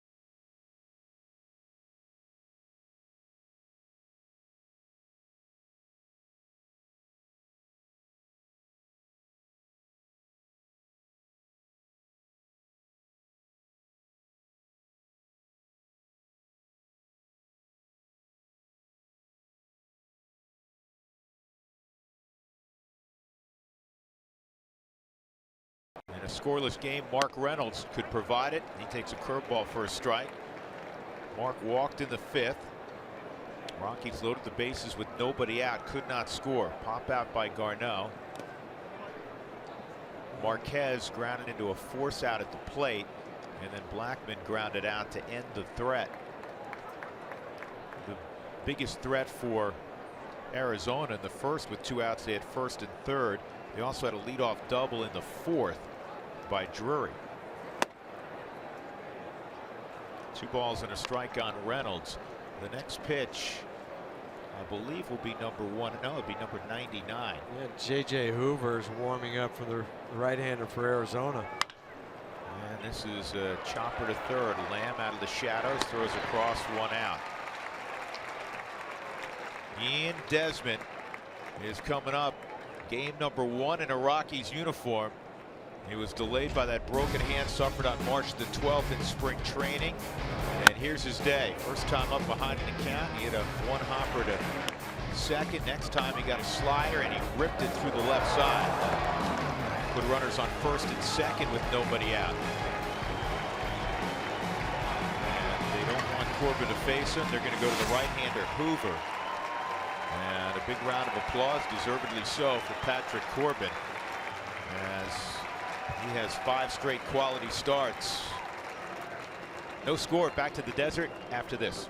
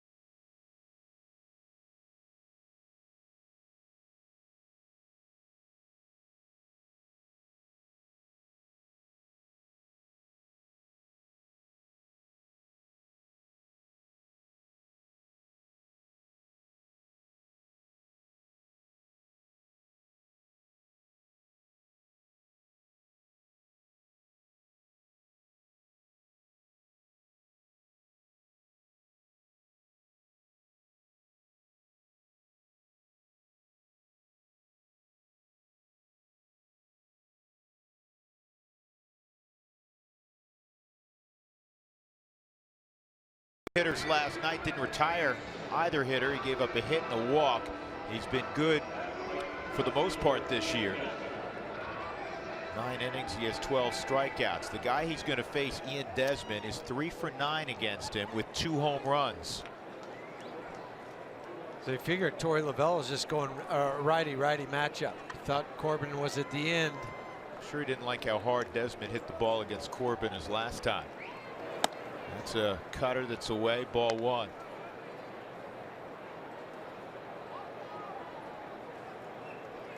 So Corbin goes 6 1/3, no runs, 2 hits. He walked 2, 1 intentionally. He struck out 6. And this is fouled off out of play.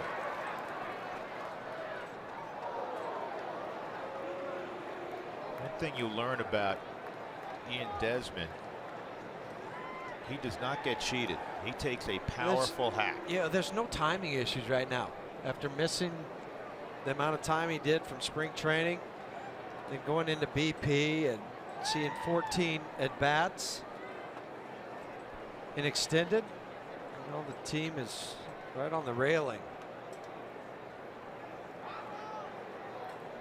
He didn't even step out when Hoover stepped off. He said, okay, I'm ready, let's go. 2 and 1. He brings great intensity and professionalism every day.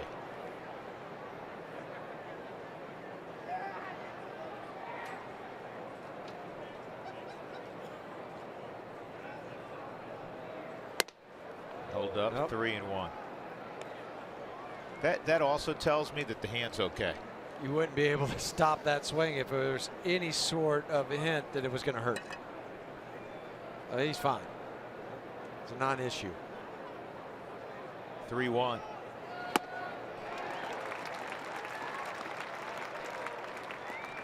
J.J. Hoover made the ball club as a non-roster. It's a good slider. Real good. Geared up for a fastball. There's a slider.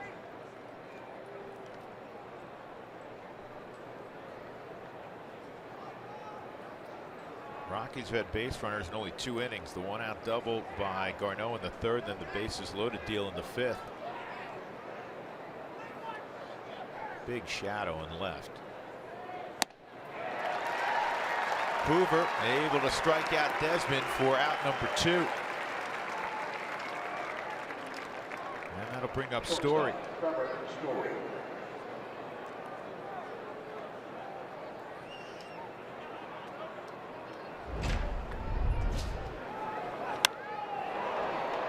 Story's hit a pair of home runs.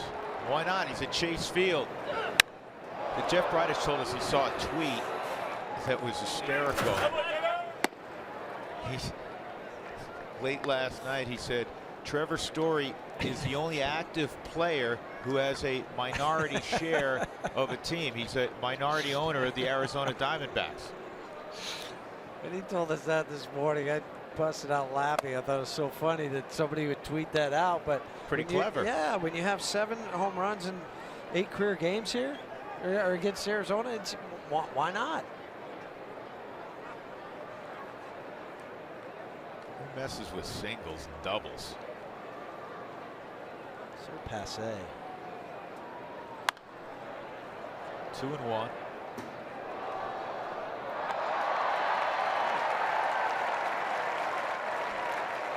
There's some cheers in the background. There was a ricochet off the sign above us in the 3rd deck, and some youngster caught a foul ball.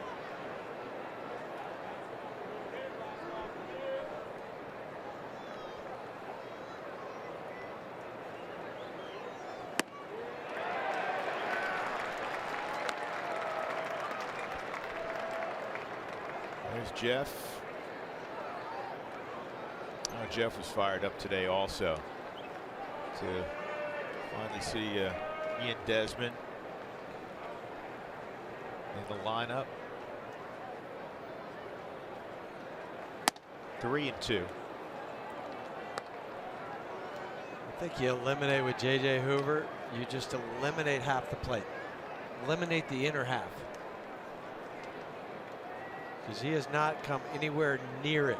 You're going to set everything up outer black. That's a good take right there by Story. Where did he go? He went out, or? Yeah, you called it. And that, you know, that was one of those really good, typical swing and miss pitches that looks like a strike and disappears off the plate.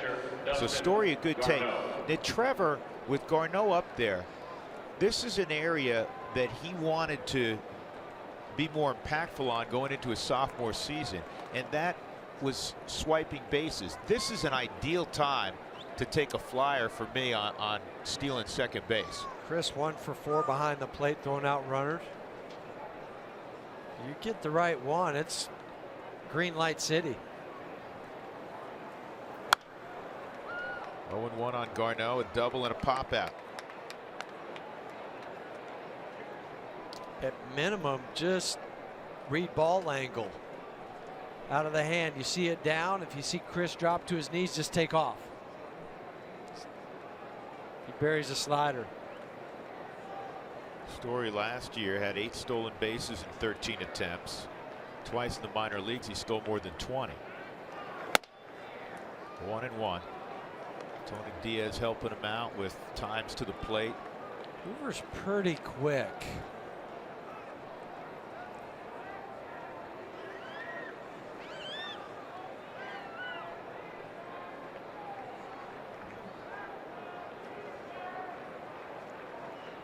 He almost didn't pause there, Huey. Did you see that?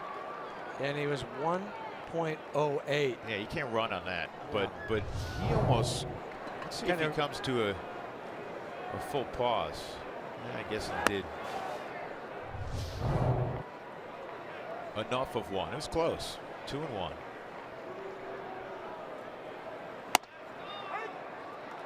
And that was 1.05. So you can't run. Nope.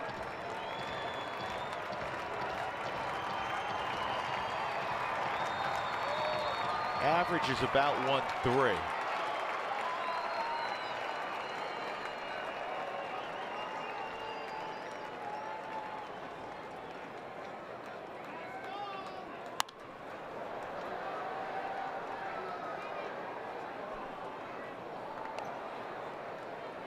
It's hard to do, and hitters don't like to do it.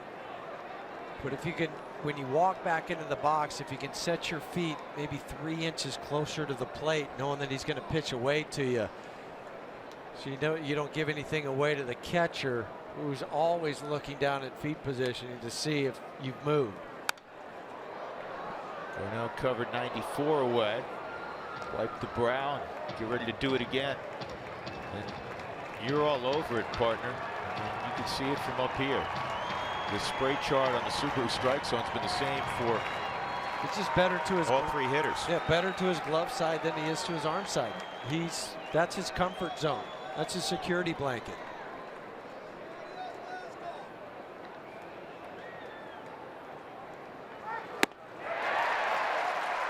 Hoover strikes out Garneau. The Rockies do not score in the top of the 7th. It remains zip, stretch time in Arizona.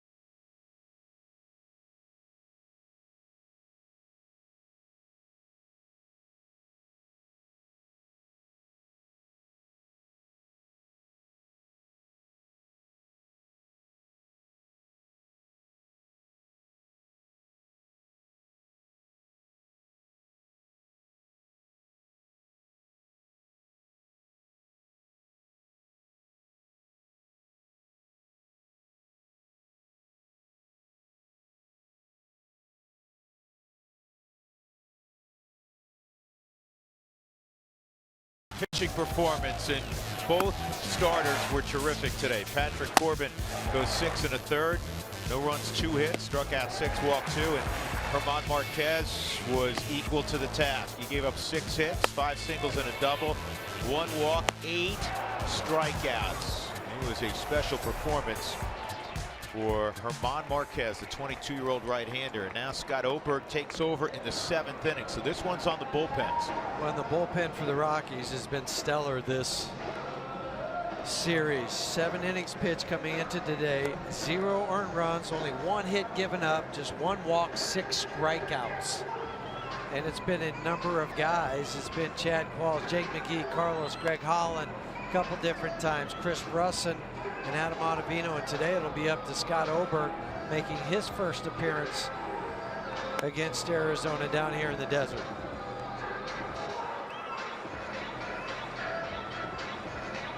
Started off with his former teammate, 2 Huskies going against each other, and Nick Ahmed and Chris Herman Sure, on deck. I'm sure in a bunch of fall inter-squad games he faced Nick Ahmed in Stores, Connecticut. J.O. Christian Field.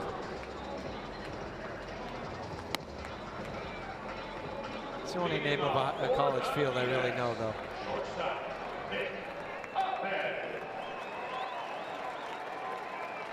You don't know Wyoming's old field? Oh, it's just Cowboy Field. Everything's Cowboy. You know, when in doubt, Go you go Cowboy. Cowboy, you probably got a 50% chance you're right. So Ahmed with Chris Herman on deck to pinch hit for Hoover.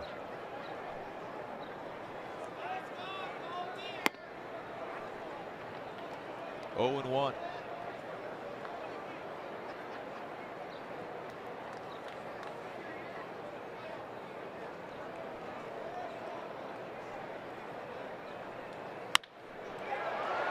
That is foul. 0 and 2. National League bullpen victories. The Rockies with 7. Mike Dunn has 2. Carlos has 3.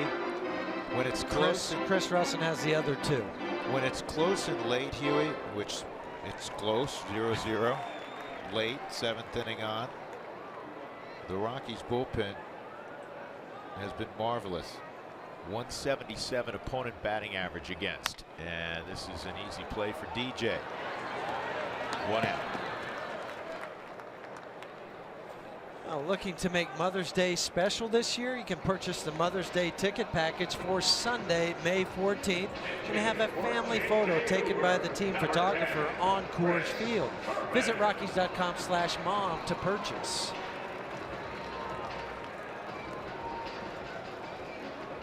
So the versatile Chris Herman will be the pinch hitter. He's the only lefty on the bench for Torey Lovullo.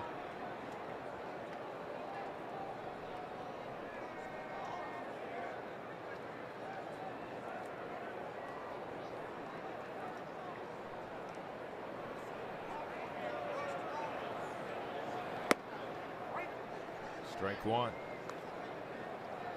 97 from Scott.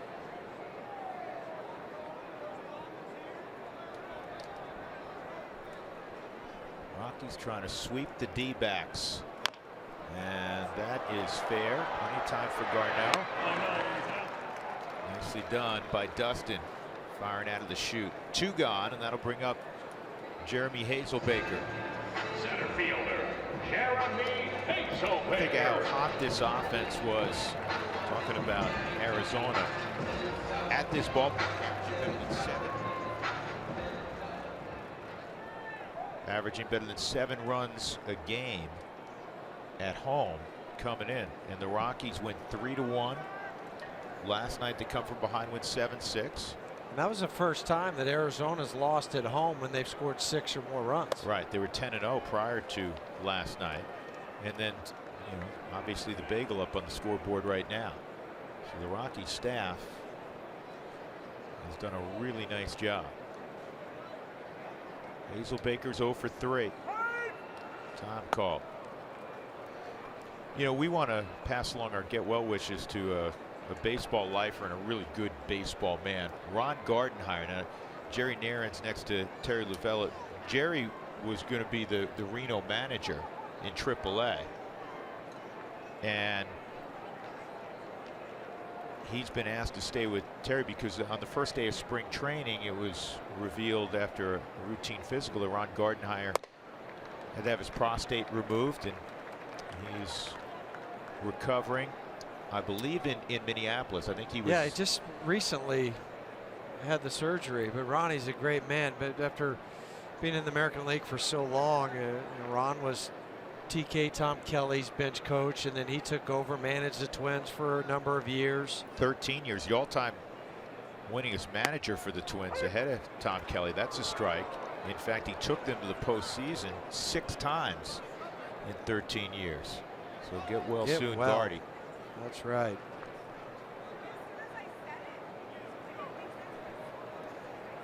Two on Hazelbaker. Rockies in the 8th will have a pinch hitter, and then the top of the order. Tell you something else with Ian Desmond healthy again, and what it does for Buddy Black. Outside, he walked Hazelbaker, and that'll bring up Peralta. What it does is it strengthens your bench, because look at it today. You have Parra on your bench. You have Pat Valaika on your bench. Tony Walters obviously is there as well, and one of the strongest hitters in baseball from a power standpoint, Alexi Amarista. The little ninja. The little ninja going opposite field. Boy, Buddy was funny talking about that today in the dugout. 2 outs. Here's Peralta.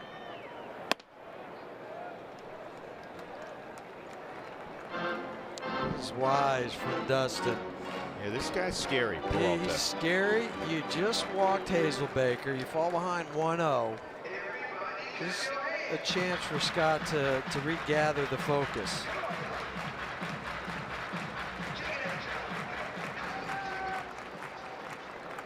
I think if 2 guys are not down right now, you may have seen Buddy mix and match even here in the 7th inning, but with Holland and Estevez probably down, you don't have that luxury, and you want Oberg to get all 3.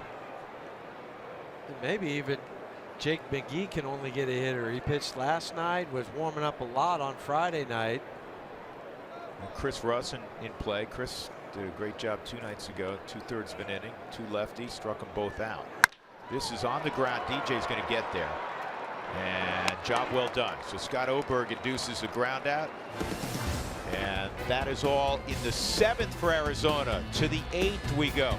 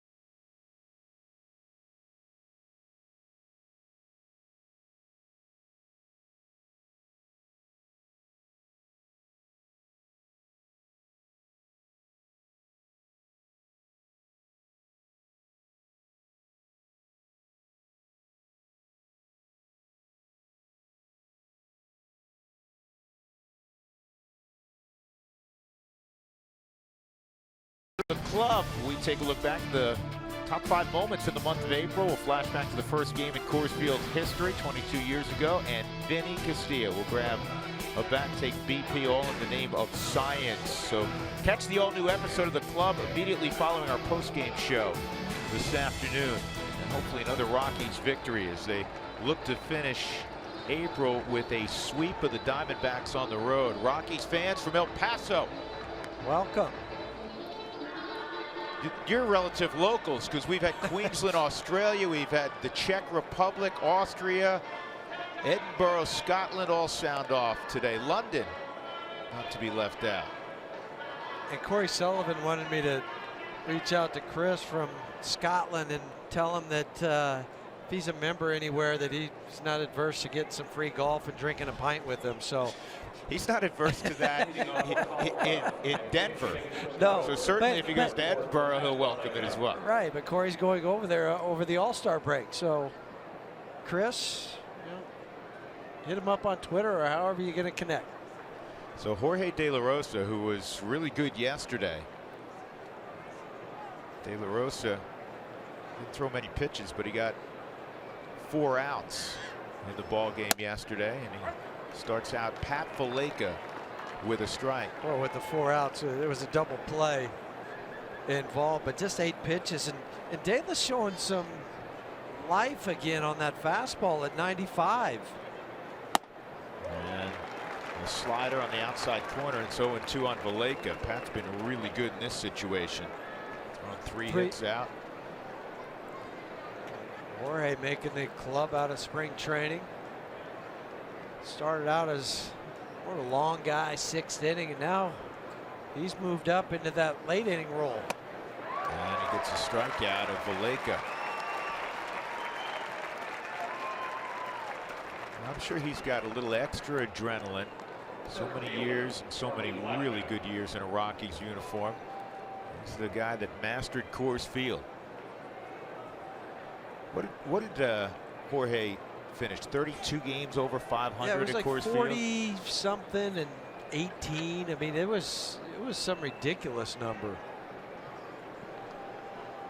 So here's Blackman against his longtime teammate. It's a called strike at 96. The other thing that De La Rosa is not doing is walking guys out of the bullpen. You know, Jorge would walk some. So the velocity's up and the walks are down. That's why his whip is beneath 1. Just 2 walks. Out of play, 0-2 count. We'll try to get to these pitchers too shortly because the shadows are starting to creep in. Almost to the edge of the mound.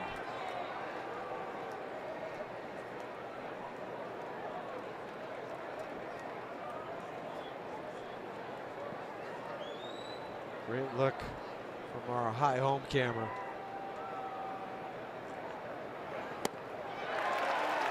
And De La Rosa with back-to-back strikeouts on 6 pitches. That's now 10 strikeouts in the ball game for Arizona. Now looking to come out to a game, there's always great Rockies ticket deals available. So bookmark Rockies.com/specials and check back throughout the season. So real quick, Jorge, 53-20 at Coors Field. 33 games north of 500. Here's LeMahieu. DJ's 0 for 3. First 4 in the Rockies lineup are 0 for 13. Rockies have only 2 hits. A double by Garneau in the 3rd and a single in the 5th from Ian Desmond playing his first game.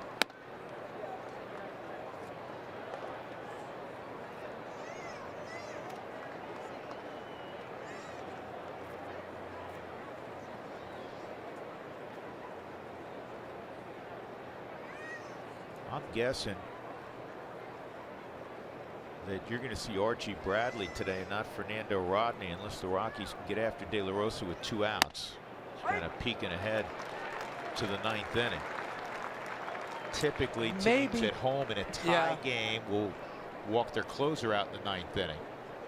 It's almost universally done. And if it's not him, maybe Will Helmson. But I'm with you. I think Archie gets first knock at it. That's a late strike call, 2-2. It's off the plate. In fact, the last 2 were off the Subaru strike zone. Good hitters who walk a lot. They know. They know. Especially when you walk out. So you saw DJ walk across the plate. That's when you're really seeing it.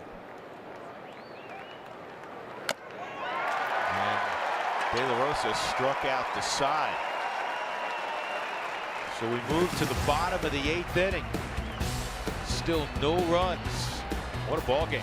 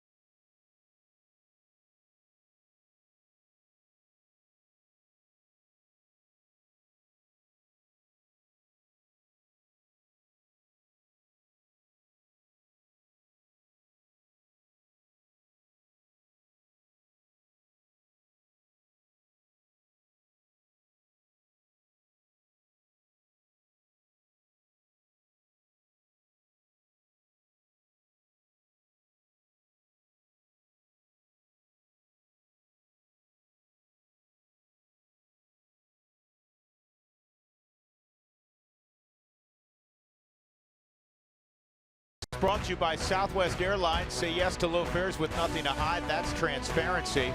By Papa John's. Use code ROXWIN the next day after a Rockies win for 50% off at papajohns.com. And by the Lodge Casino, your first choice for fun.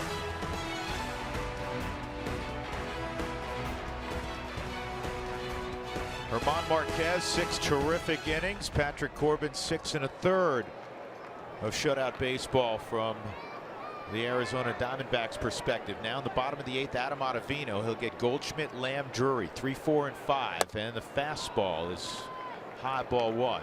Goldschmidt 2 singles and 3 at bats. And Adam hurled on Friday night, an inning and a third, had a walk and a strikeout. Goldschmidt in his career. Good slider. Do you know the first couple of hitters on Friday, Adam was struggling to find the release point on his slider, and then all of a sudden he got locked in the 2nd inning of work. It's good to see him find the slider, the first pitch, or actually the second pitch, and now the 3rd delivery is a fastball at 93, and it's 1-2. And I mentioned that night that he came in throw first pitch slider, but today he came in and throw first pitch fastball. 1-2. I thought he may do that. Kind of cross up Goldschmidt. That's where you like to see that shake. Put Dowd in, but Goldschmidt, you got to be careful. 4 for 14 with a couple home runs against Adam. You got to be careful anytime this guy walks around with a bat in his hand. 2-2. Good pitch. See you later. And Goldschmidt is gone. 96 on the black. 1 out. That's a big one. And that was the same location that they struck Paul Goldschmidt out last night to Greg Holland, but that was with the slider. This time it was a fastball in the Subaru strike zone. And you said it, Huey. He changed up the pattern a little bit. I like it. Can't fall into any pattern no matter who you are. He's been more than 50% slider, especially to righties. And there are 3 heaters there. Jake Lamb, 1 for 3. And Lamb hits it off the end of the bat. Ian Desmond, 2 outs.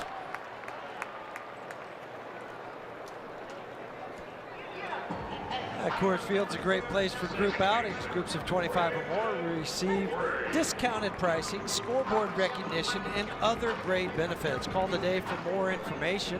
303 Rockies. Here's Brandon Drury. He's the only extra base hit for Arizona today, a double. And that slider just missed, so it's 1-0.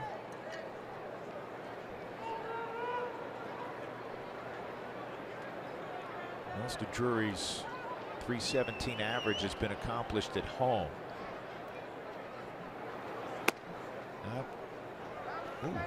That's called a ball. Both of those pitches, especially the second one, looked like it caught the zone. So it's 2-0.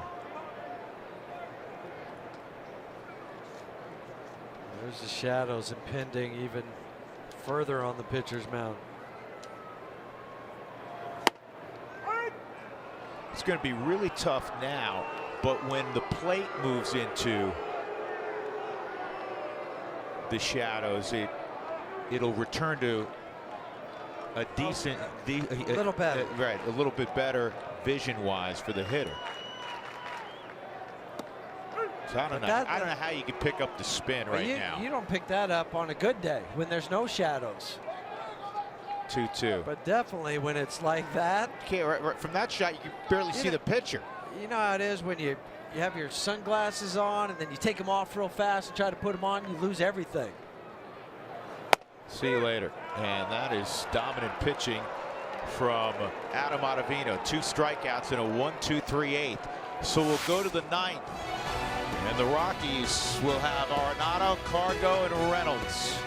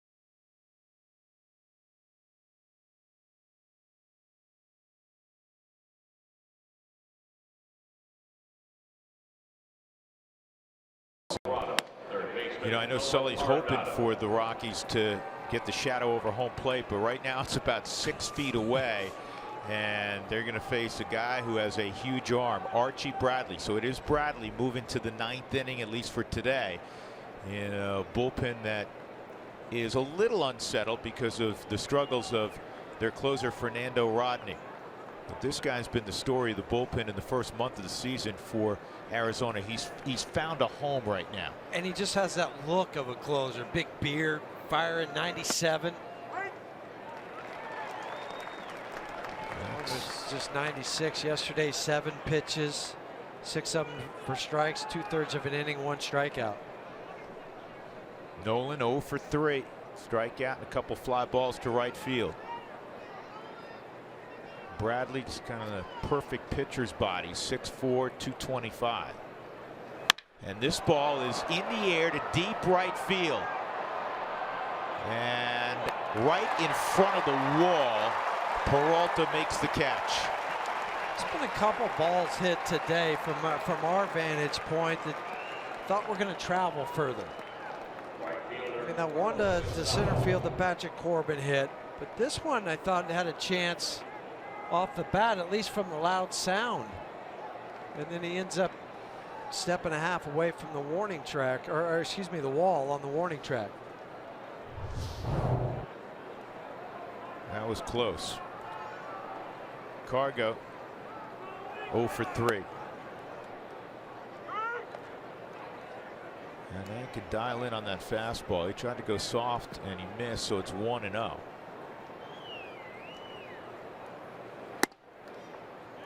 Two and 0.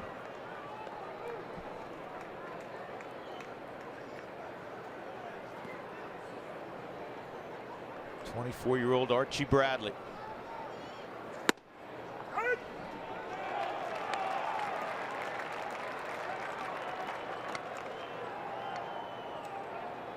His career ERA just under 5. He's been outstanding so far this year. 2-1.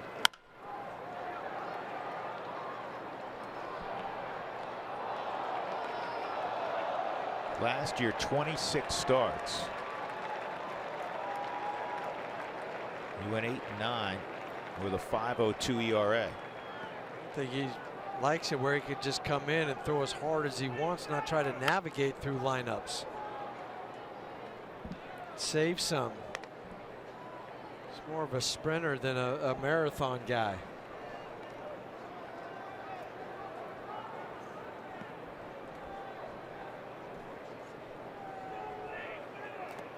Three and 2.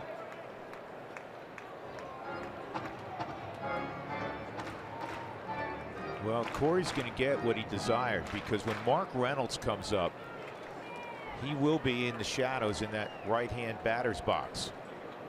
See if Cargo can reach here. 3 and 2. 2 outs. And that is the 12th strikeout, by the way, by Arizona's pitching staff. That's 7 straight games they have struck out 11 or more. It's an ongoing National League record, and they're 1 shy of tying the Major League record set 3 years ago by Cleveland. The Indians had 8 straight games where they produced at least 11 strikeouts. Yeah, that was in September 16th through the 23rd for the Indians.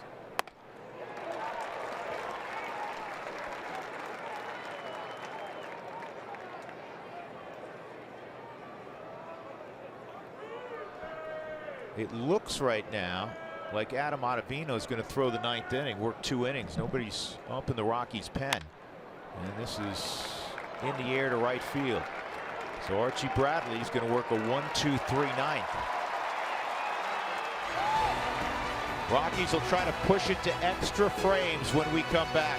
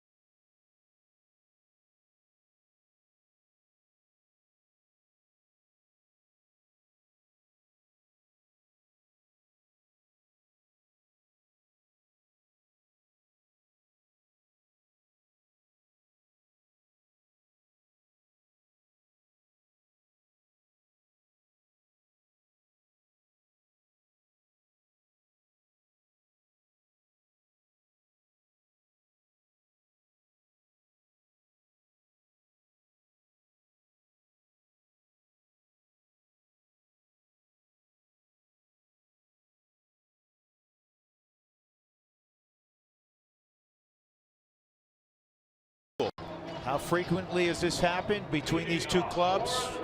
How about basically never? There's been one 1-0 game.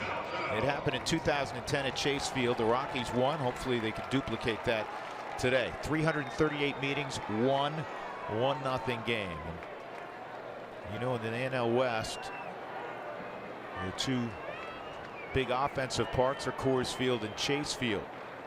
Descalso will step in first against Ottavino, and that pitch misses down low.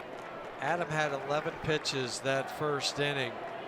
Last year, 2 different times, he threw an inning and a third, once in July, once in August. Last time he's thrown more than that, have to go back to 2014, when he threw a couple innings. 1-1.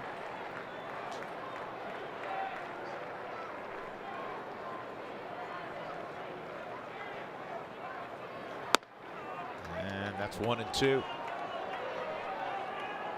After Descalso, you're going to see 2 right-handed hitters in Iannetta and Ahmed. And the only guys left on the bench for Arizona are right-handed. Pollock, Mathis, Owings, and Tomas. They played the left-handed card in the 7th. Chris Herman.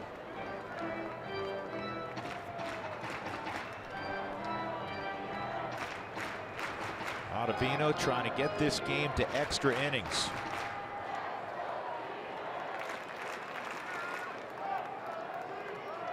Just looking at it, probably be A.J. Pollock that they would go to, just based on numbers against Adam. Hopefully it doesn't get to that point. 2-2. Rockies have not played an extra inning game yet.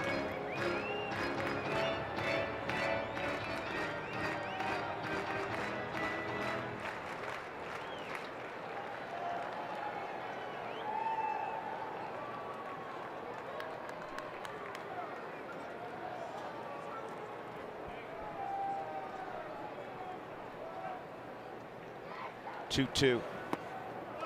Wow. Good job by Daniel laying off that with the lighting issues. You see even Daniel's kind of trying to open the eyes wider.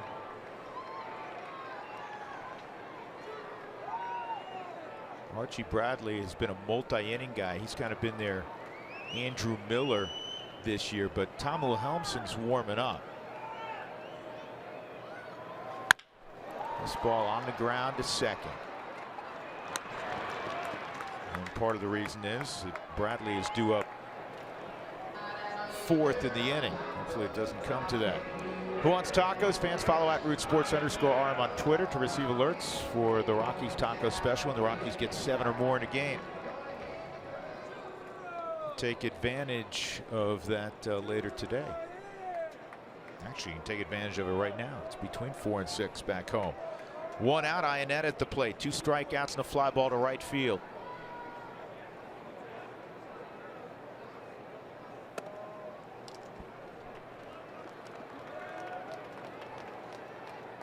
Did you like hitting with sunglasses, Huey? No, I liked it in the field. I didn't like hitting with them. Yeah, and you know why? I mean, for me, they just seemed like they pushed on my helmet weird. Just didn't sit right. Right. And I didn't like that feeling. But in the field, it was great. Less glare. You didn't have that issue because you could put it around your hat, keep them in place. This ball's on the ground to short. Story handles a tough hop. Good job by Trevor. 2 outs. That was real good from Trev, because those balls sometimes will scoot underneath your glove. You start to think you're going to circle it, get it on the short hop, you change your mind, and then you don't get down low again. Well, you played here, and yeah, the surface hasn't changed. It's always been fast. It has. It's the fastest that I remember in the league. Dodger Stadium's pretty quick too, right? Yeah, but I always thought this one was just because of the grass here, that it's so short. Nick Ahmed, good hard slider. There's 3 different sliders that you see from Adam Ottavino. That one had more curveball action almost. Comes back to the fastball in the mid-90s. It's 1-1 on Ahmed.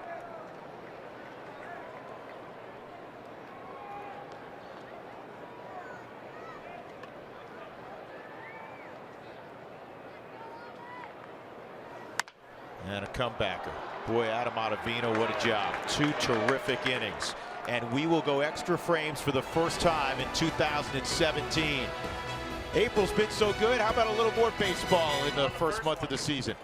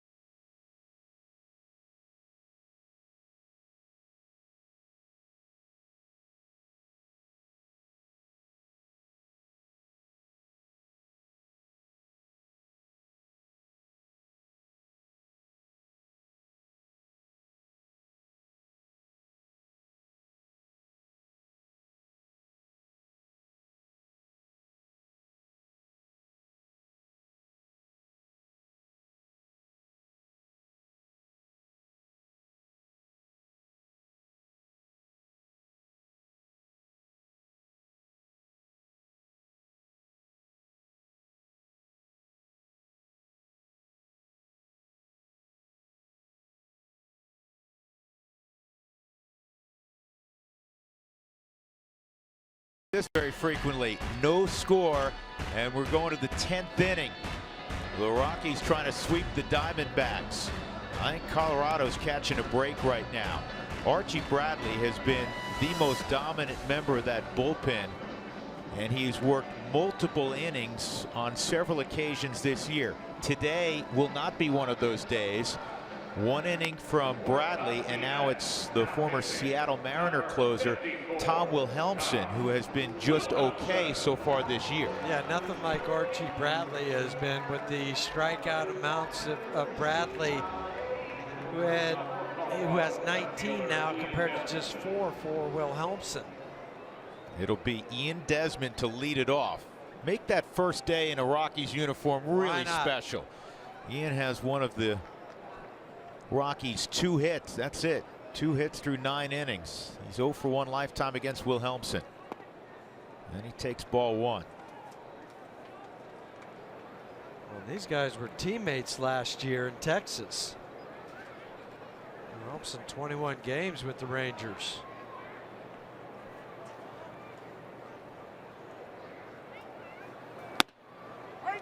And Desmond looked like he was taken the whole way, so it's 1-1.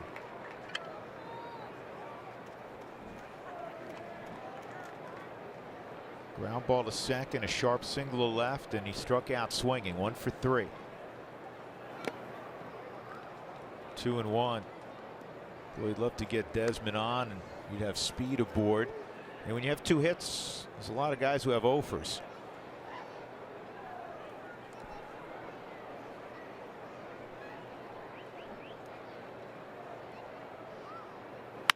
This ball is stopped at short. The long throw is going to get Desmond.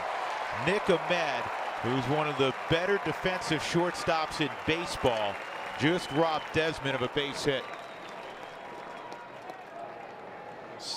There's a note there. Stephen Drew first for the Diamondbacks, but his defensive zone rating pretty high for Nick Ahmed.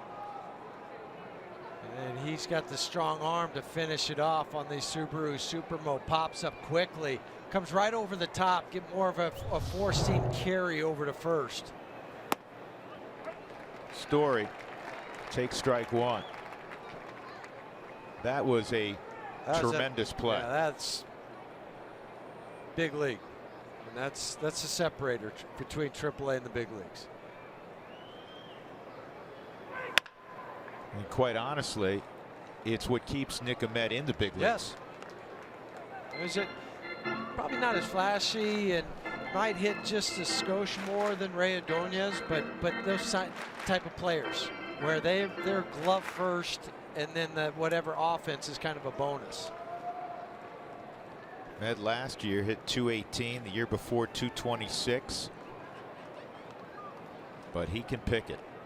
2 strikes on Story. And now 3 strikes on Trevor. 2 quickly gone, and that'll bring up Garneau.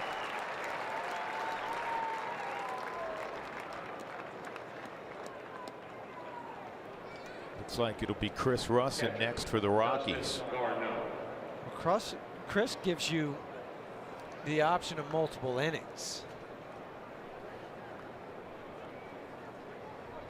And maybe you might go with the, if Dustin gets out, then you might go double switch, carry it even further.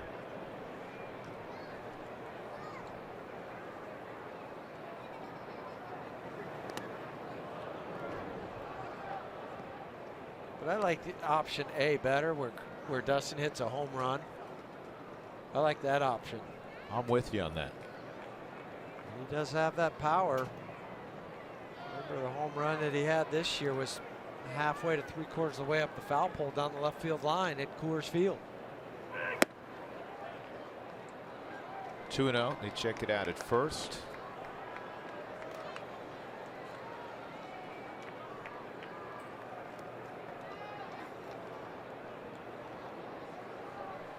Eduardo Parra's come to the on-deck circle. Because of that, Arizona has a lefty up in their pen. This ball toward the gap in right center field, and it could drop at will. So now you can have Tony Walters, if you want, run for Garneau. Well, actually, you don't want to do that, because then it takes out your double switch potentially. But you don't need it now, because you're going to get the pinch hitter. Yeah. And a lot of times managers don't like to do that with 2 outs and a runner at first. You know, maybe if it was second base.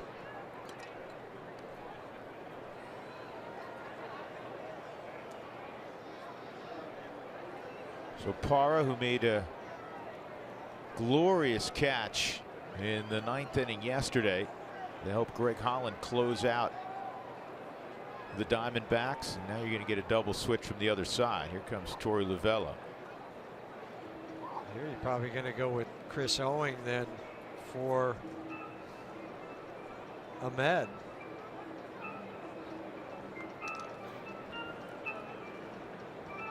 So Garneau reaches. He has 2 of the Rockies' 3 hits.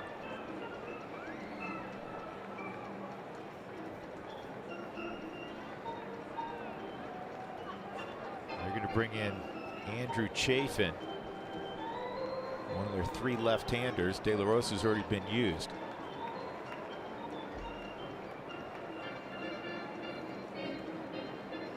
No score, 2 outs, top of the 10th.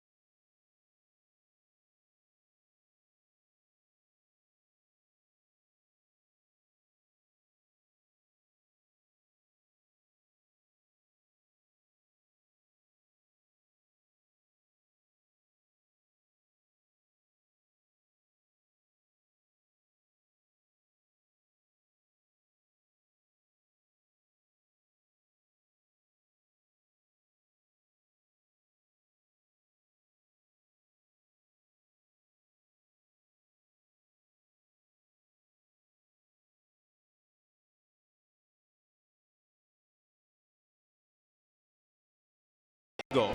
Parra is going to pinch hit, and Andrew Chafin, the Kent State University product, is on the hill here in the 10th inning for Arizona. It's the Rockies' first hit since Desmond singled in the 5th inning. Only their second base runner since then. Story had walked in the 7th. Andrew better against lefties than he is righties. Righties hitting 267. Left-handers just 167.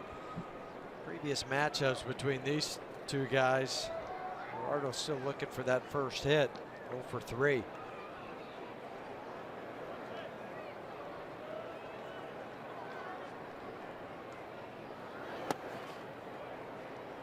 So Nick Ahmed is out of the ball game in the double switch, and Chris Owings, who played right field yesterday, is back on the dirt.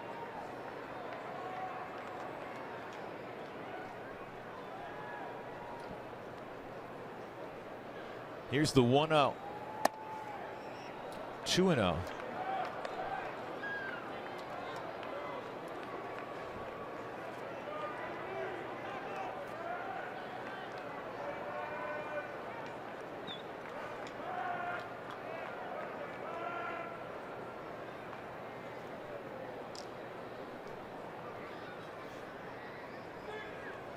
Back up the middle, base hit for Parra.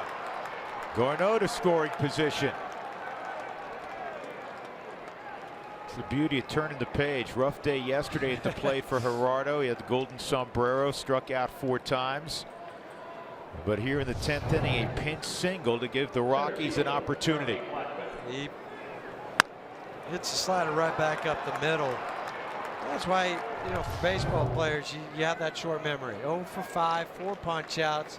But I guarantee you the last thing Gerardo went to bed thinking about last night was that catch he made out in left field to preserve the victory. This is Mike Butcher, and we see this so frequently the last few years. It's a review of the scouting report on Charlie Blackmon. And we said this the other day. We were having a conversation about game on the line. Who do you want up for the Rockies? You got a lot of wonderful choices, and you know, Nolan Arenado is always going to be a great choice. You know, Cargo through the years has been a great choice. He's struggling right now. But day in and day out, I would put Charlie Blackmon right up there at the top of the list because his at-bats are always good. And his last at-bat against Andrew Chafin was a base hit on Friday night. I mean, excuse me, Saturday night, last night.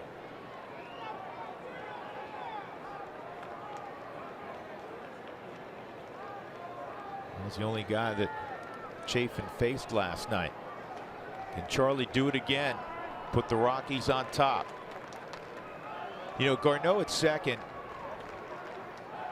is a good athlete. He's not going to be confused with Trevor Story running, but he's not Benji Molina either. He can run. Chafin goes off speed, 0-1. Well, and the advantage that Dustin has at second base now is with 2 outs, you can get a good secondary lead. He's already preset 2 feet behind the baseline, so it creates a better angle as he hits the inside corner of the bag at third.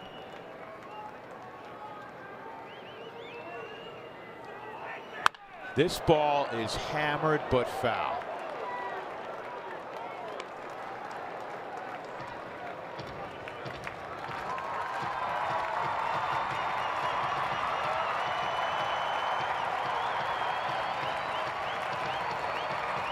Chris ran out to the mound real quick. He said, Andrew, you don't want to throw it down there again. You want to stay away from his power down and in.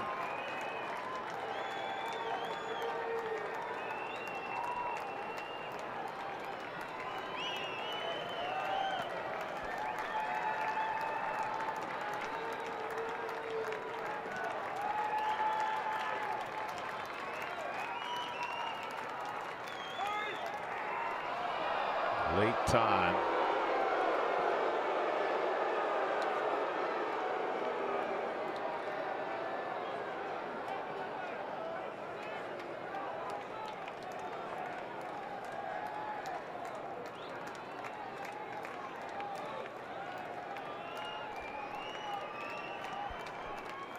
0-2.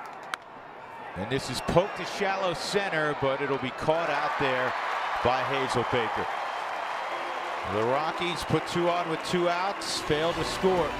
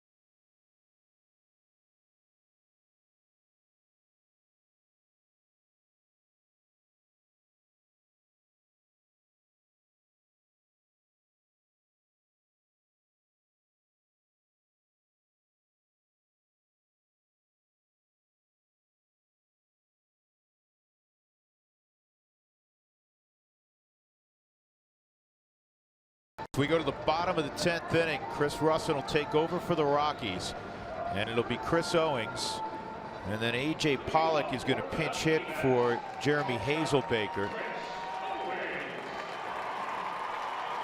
The 7th game this season. Chris starting the year on the DL.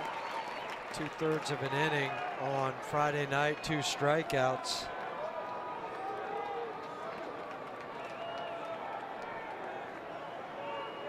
Get Owings, who's 2 for 5 career, and then Pollock, who's 3 for 8 against Chris. Hard ground ball right at Mark Reynolds. 1 out. So Owings retired, and here comes Pollock to pinch hit for Hazelbaker, and then he'll stay in and play center.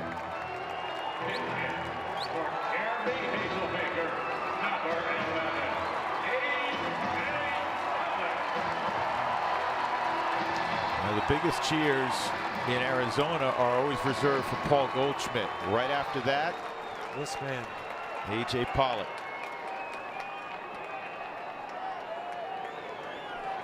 A.J. 1 for 5 last night, 1 for 3 on Friday night.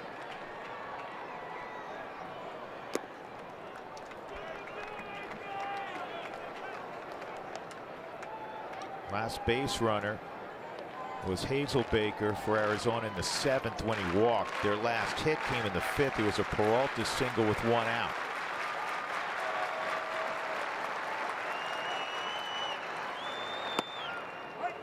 One ball, 1 strike. How about the versatility for Chris Russell? Can use him in so many roles. Like obviously, the Swiss Army knife out there. Yeah, he could be a long man. The other day, he was a matchup guy in a tight game and got 2 punch outs against lefties. And this ball served to center field, a base hit. Really good piece of hitting by Pollock. That pitch was off the plate.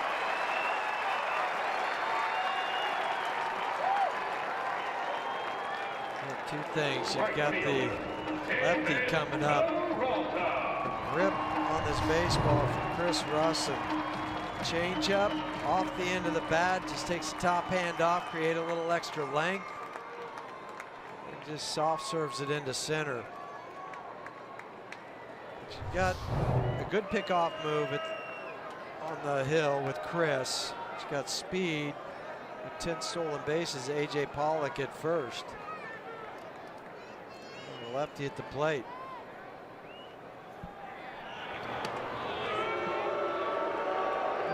Nice to have a lefty out there the way Arizona likes to run.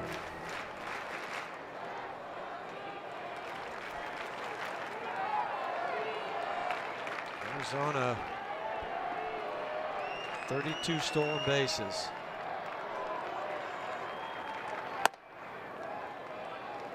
You'd love, and I put that in capital letters right now. We always ask for it, but you'd love to see a two-hopper to LeMahieu and turn a 4-6-3 and not have to deal with Goldschmidt. Yeah, they have 31 double plays on the season. Only the Texas Rangers have more. They have 33. Good pitch. 1-1 on Peralta. 1 for 4. He's getting more opportunities, Huey, to face left-handed pitching this year, left-handed starters, because he's improved left on left. Yeah, producing. Yep, you produce, you get to play. You get more chances. Yeah, funny how that works, huh? It really is. Missed most of last year with an injury.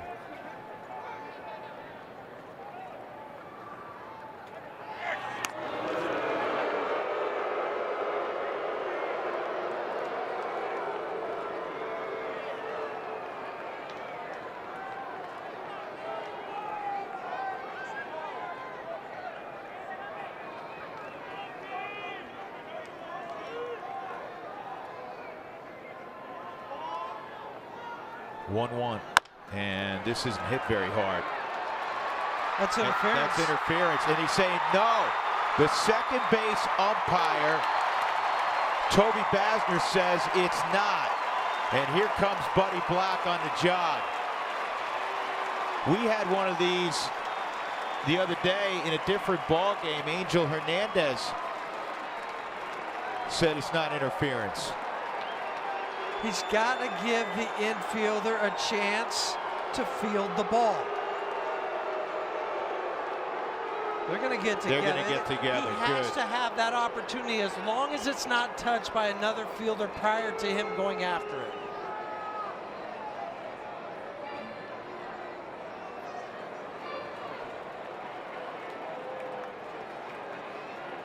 Should be out, and the runner going back to first. So nobody touches it. He comes in. There's no way that's not. Yeah, exactly. That's the right call. It's the right call. It's absolutely right call. And now, I'll tell you what, Pollock's going berserk. You can't argue like that. That's something you learn early on. It doesn't matter where you are in relation to that fielder. The fielder has the opportunity to field the ball. You have to give him the opportunity. Otherwise, guys would just run into guys all the time.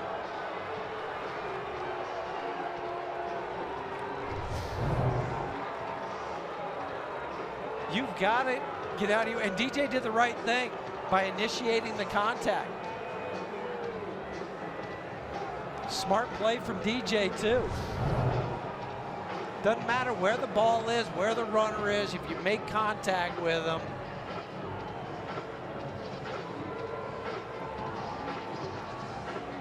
It's the right call. Plain and simple. And another savvy play by one of the smartest baseball players you can find, DJ LeMahieu. I mean, he made sure that there was contact. You have to do that.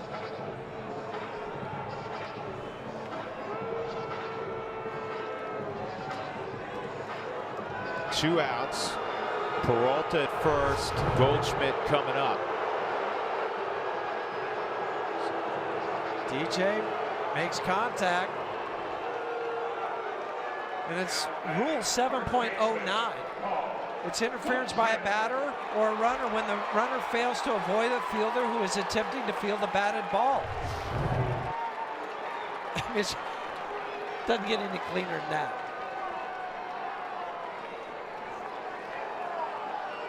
So Russin needs to put down Goldschmidt with 2 outs. 2 for 4 this afternoon for the 4-time All-Star.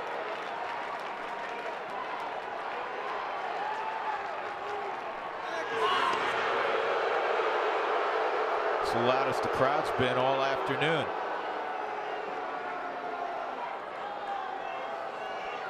The Rockies back up even further than they ordinarily would be with Goldschmidt, trying to make sure that on an extra base hit, Peralta would not score.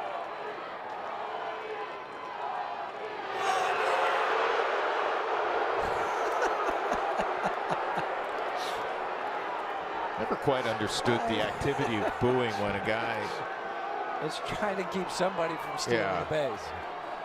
I think they're still fired up about the last call.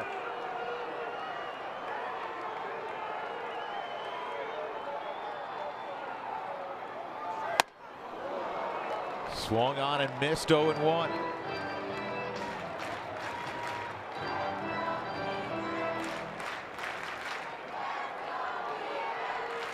How many conversations players have in this sport with themselves? Oh. Change up. Too many. 0-2.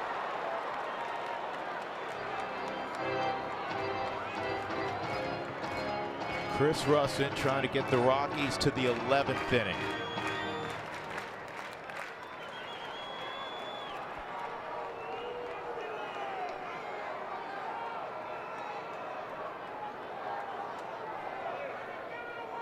Oh, and 2 on Goldschmidt. He got him. What a job by Chris Russin. We go to the 11th, and the Rockies will have LeMahieu, Arenado, and Cargo. Beautiful changeup.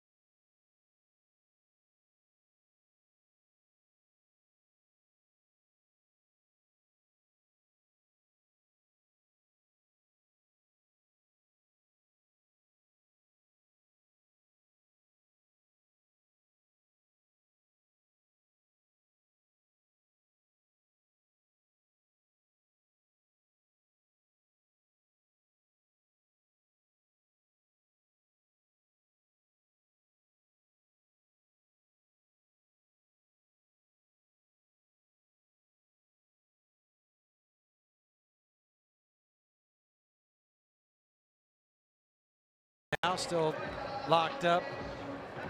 Top of the 11th. We got DJ, Nolan, Cargo. 10th game of the season for Randall. It's a third of an inning Friday night, had 1 strikeout.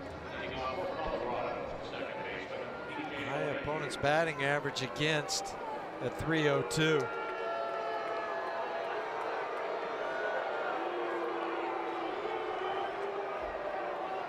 DJ 3 for 12 in his career against Randall.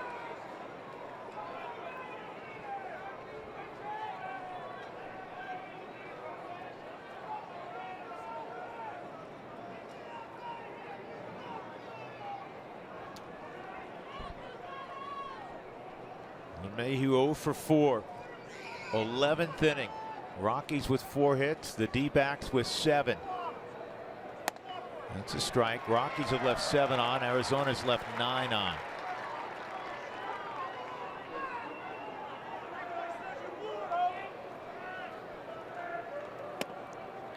Been a well-played and obviously well-pitched game.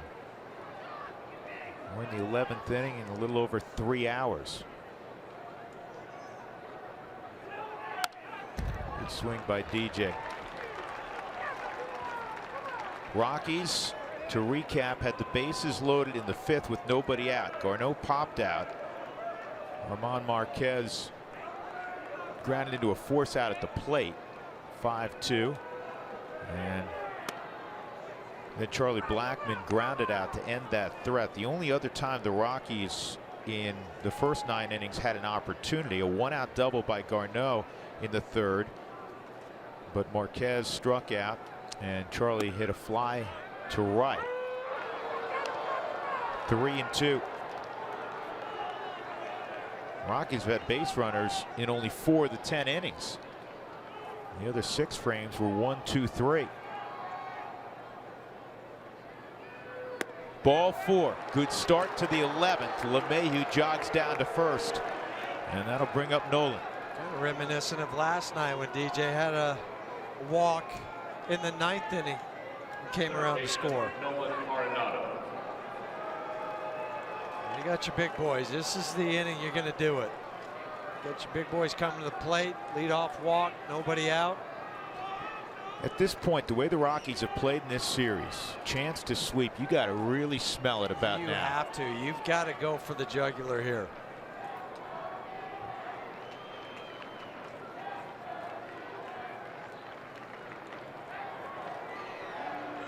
DJ, who's an occasional base stealer, but he's not going anywhere. He's given Nolan every opportunity to swing the bat. You're going to do this, you're going to do it with the lumber. Yeah. Don't get too cute. Pretty conservative lead, in fact. And that's pulled way outside. We had somebody on Twitter when we had referenced arm side run earlier ask, you know, what exactly is arm side run? It's from the perspective of the pitcher. So he's right-handed. Anything in on a righty that he's throwing to his arm side, if he gets it across to the outside corner, it's now his glove side. So when it runs, we talk or tails, it's coming in on a right-handed hitter, and you'll hear pitching coaches refer to, or announcers refer to as arm side run. Yeah, and if it goes to the glove side and it's going away from the right-handed hitter, it's got some cut on it. Right. Sometimes you'll hear say that, you know, he struggles to get the ball glove side, and it could be a lefty who can't hit the outside corner against a left-handed hitter, or get to the outside part of the plate on a left-handed hitter, and vice versa for a right-handed pitcher. Conference is done. Mike Butcher back to the dugout.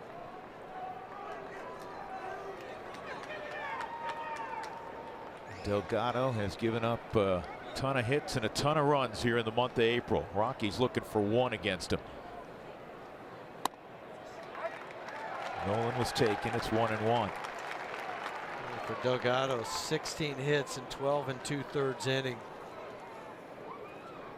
12 runs, 11 earned. Nolan's 5 for 11 with a bomb against Delgado.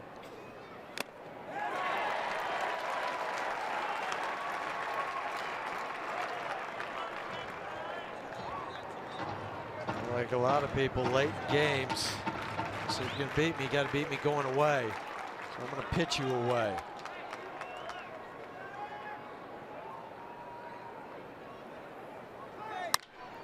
This is in the air to left center field. And Descalso makes the catch, 1 out.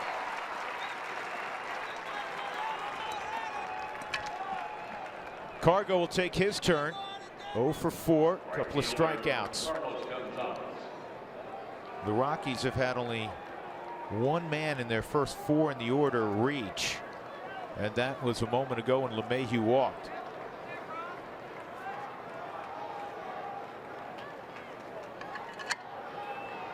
For 18. But when you have only 4 hits and you're in the 11th inning, there's going to be a lot of offers. Chance to be a hero.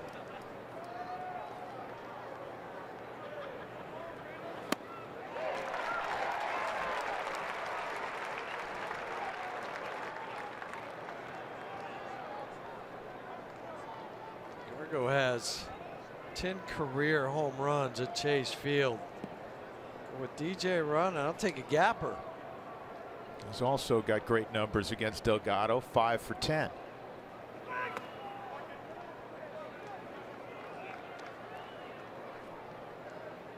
Only one guy living in the sunshine right now, and that's David Peralta.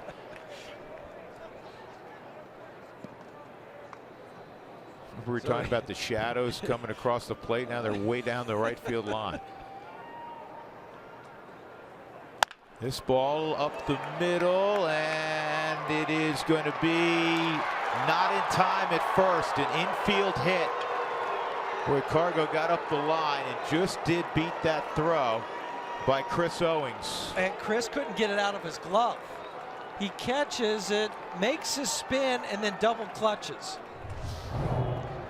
So he ranges to his left, but watch this. Right now he catches it, double clutch, got it. That allows Cargo to beat it out.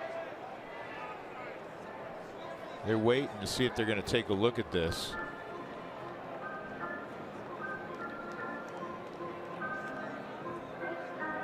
I think he beat it. He's safe. Now this is interesting. Torey Lovello has not indicated that he wants it looked at yet, but he's walking out, and you have 30 seconds, of which I believe 30 seconds has passed. He might be also saying, do I have to challenge it, or could it be a crew chief after the 8th inning? There will not be a challenge, and the Rockies, with 1 out, have 2 on for Mark Reynolds.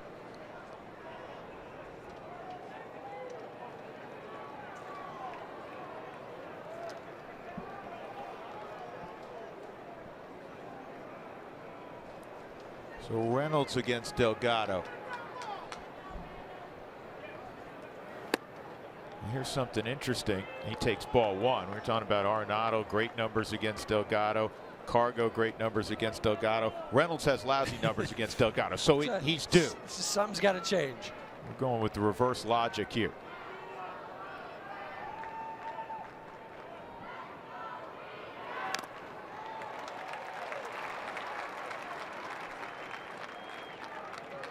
Rockies trying to break the ice in the 11th.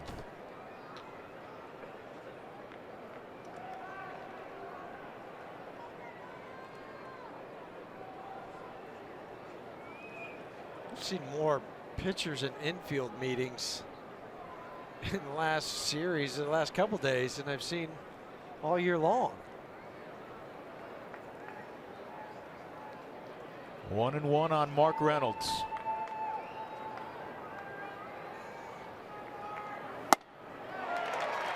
Fooled, and it's 1-2.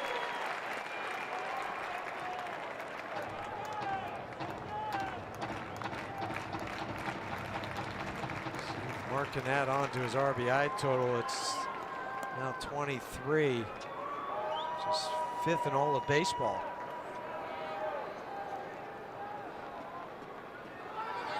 This ball on the ground is short. There's 1 and there's 2.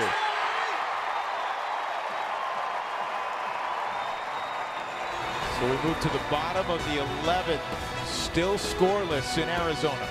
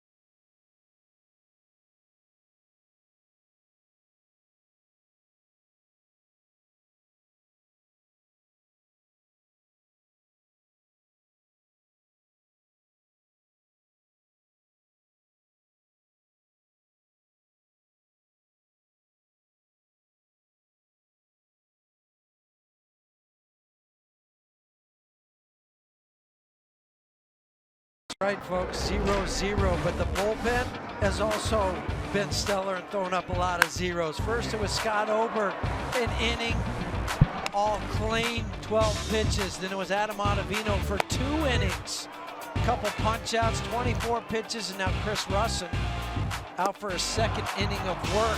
Just 10 pitches to get through that first inning that he twirled. And coming into this game today for this series, the bullpen has been lights out. So Jake Lamb, 1 for 4, steps in, and the first pitch misses ball, or excuse me, is in there for a strike. 0-1. Lamb,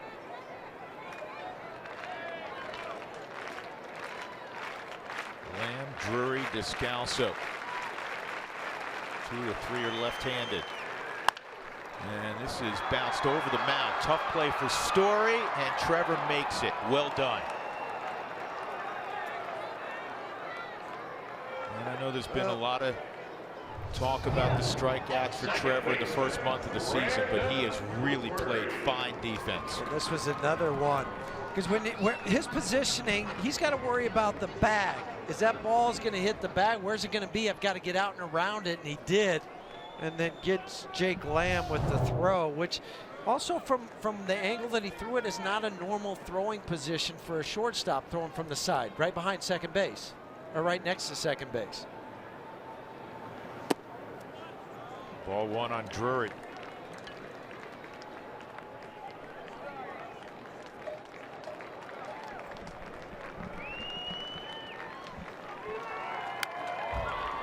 One and 1. Second inning of work for Chris Russin.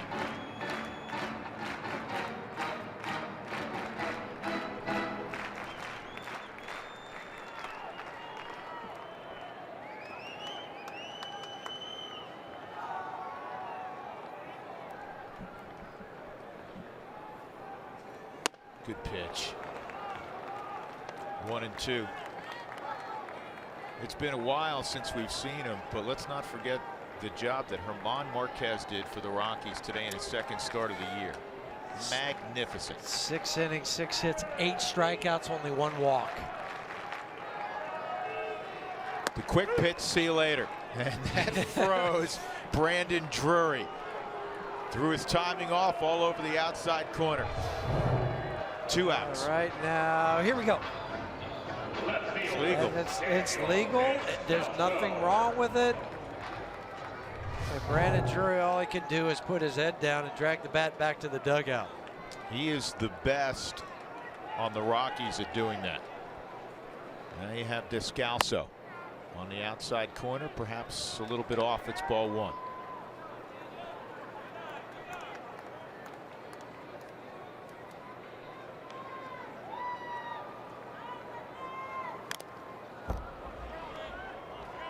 Be a late night for Arizona. Rockies trying to make it a really long flight for them. They're heading east to Washington and lose 3 hours in the process. They do have an off day tomorrow. Rockies short flight, want to make it a happy journey to San Diego. Here's the 1-1 on Descalso. On the ground up the middle, a base hit.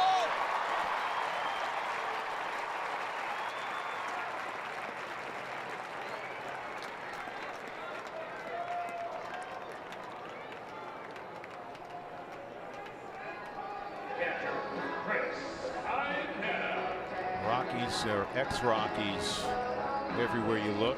Descalso aboard, and here's Iannetta. Earlier in the ball game, Jorge De La Rosa pitched and pitched well again against his former team. In 1 inning, he struck out the side. Iannetta's 0 for 4.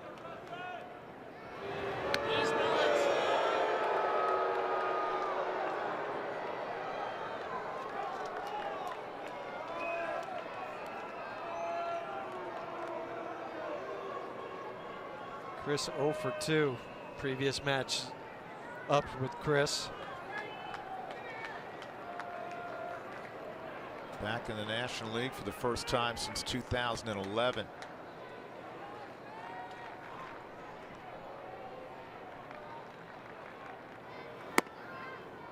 Ball 1 on Iannetta.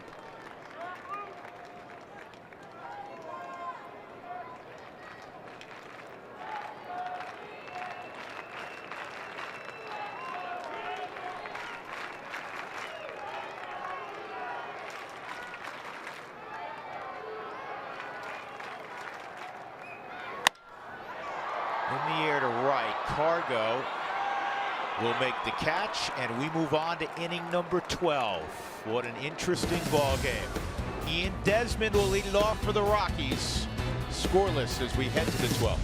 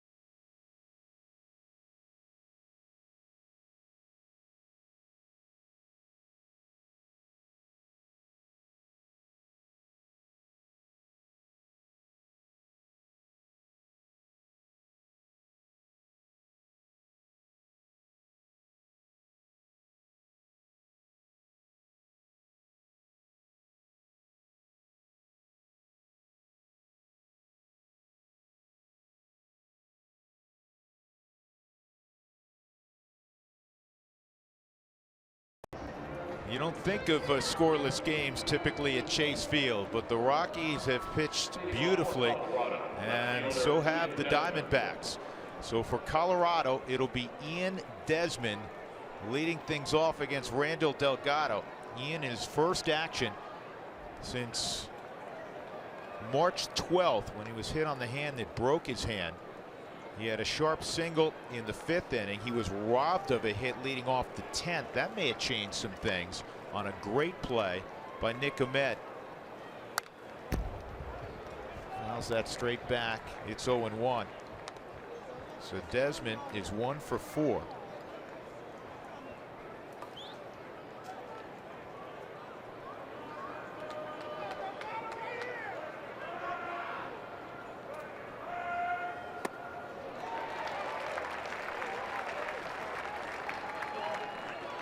This too is the second inning of work for Delgado.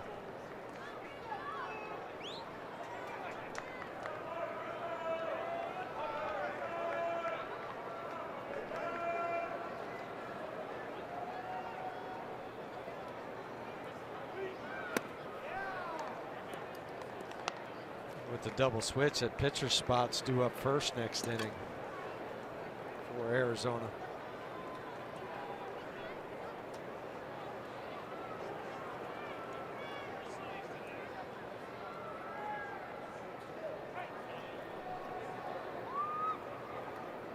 Shift to an off-speed pitch. And he strikes out Ian. That'll bring up Story. It's a changeup.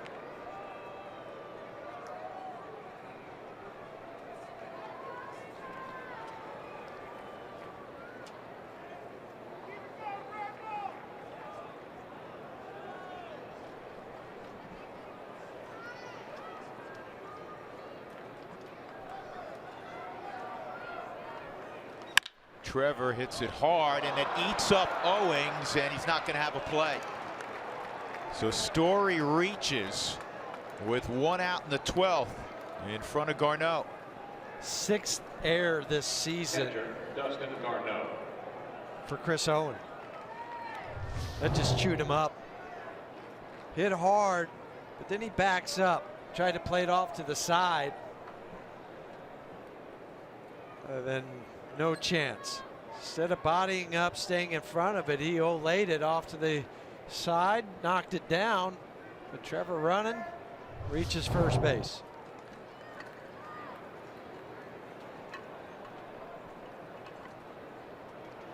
Speed at first, Garneau at the plate. Well, a little different with Delgado out there. He was 1-5-3 to the plate, which the last time the Rockies were in a running situation, it was, I think, Wilhelmsen, and he was, or was it Hoover? Hoover. Yeah, Hoover was really quick to the plate. Yeah, he's 1.05 or 1.06. And right now, Tony's kind of walking over there. Just make sure you get the sign from Stu Cole first. But then also I'll give you the times.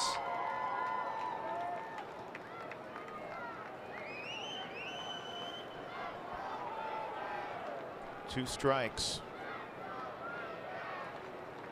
Amarista on deck.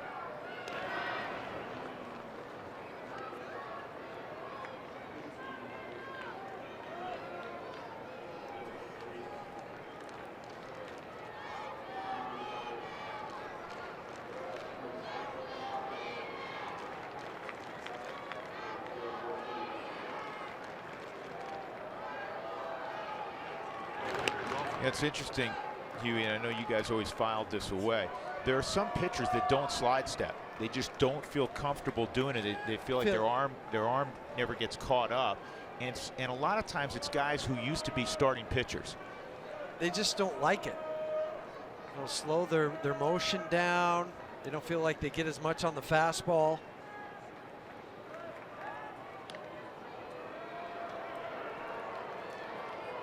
Randall's one of those guys. Smart move by Dustin to back out. Let Trevor dust himself off. Get his lead again. Garneau goes down on 3 pitches. That'll bring up one of the heroes from last night, Alexi Amarista, who shocked the Rockies dugout by hitting one out to the opposite field against Zach Greinke. A high fly ball to left field that snuck into the first row.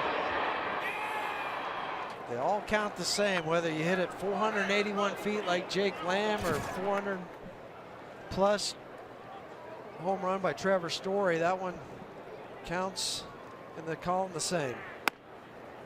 Strike one on Amarista. Buddy had fun with him in describing it to the media. He always hit that funny line a couple weeks ago. He goes, yeah, you know, Alexi's got some sneaky pull pop. Sneaky pull pop. And he goes, now he's got some sneaky oppo pop. First opposite field home run of Amarista's career. And that blew up the bat, and the baseball didn't go anywhere. That's weird. Right off the end, evidently.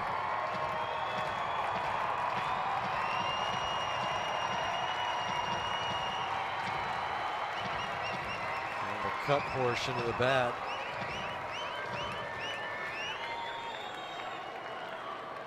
If it gets to 1-2,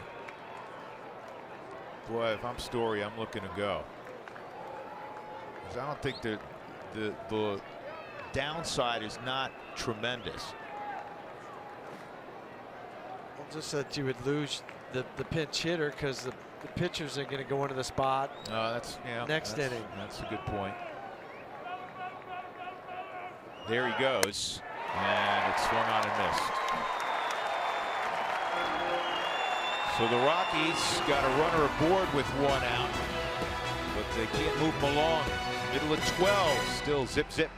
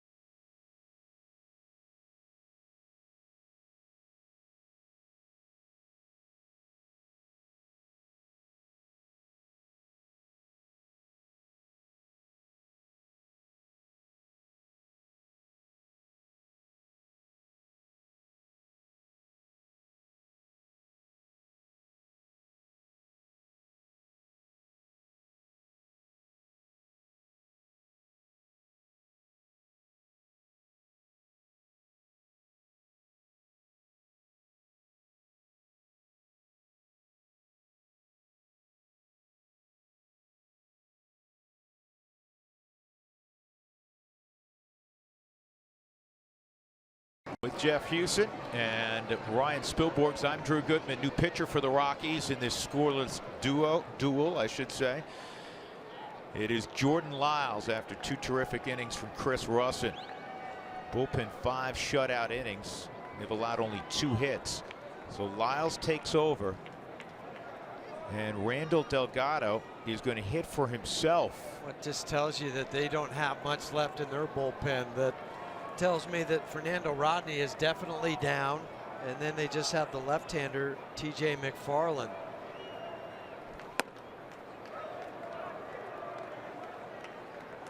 Yeah, this is curious. This is not exactly a, I guess, a heavy endorsement of TJ McFarland, is it? This is a tough play, but DJ has gold in his glove. 1 out.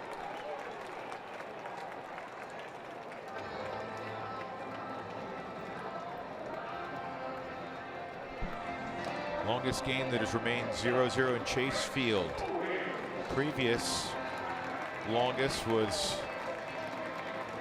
going to the 11th between the Giants and Diamondbacks back in 2010. Had some longest here. Now we have this longest 0-0. Last year opening day was the longest 9-inning game in history time-wise. Yeah, you're right. I do remember that. Chris Owings second at bat since coming into the ball game. Huey, you want to win every one. Yes. You don't win every one. It's baseball. You play 162. When you got in these semi-marathons,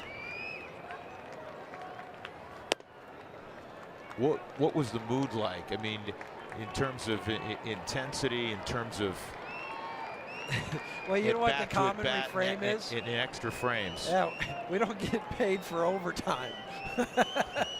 We should have won at 9, so let's end it as soon as we can. Good cut fastball, 1-1. Pollock on deck. But that being said, now is when you mentally have to stay in it. You grind through these, but a 0-0 game, it's been so close. Very few opportunities by either team.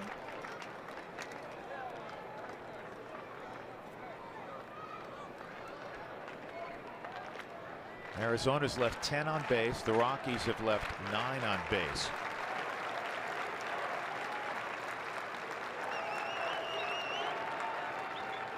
Good pitch. The Rockies are 0 for 7 with runners in scoring position. And the Rockies have been so good on the hill today. There's only been 4 opportunities for the Diamondbacks. 1 out. 2-2 on Owings. Good pitch. Just a great pitch. Well done by Jordan Lyles. 2 outs. It was all set up by the previous pitch, was the fastball. Starts the slider on the same plane and angle as the last fastball, so the hitter immediately thinks, I got to go for it. I got to swing at it, and then it's a slider. Well executed. Second at bat for Pollock. He came on in the 10th as a pinch hitter for Hazelbaker, and he had a base hit.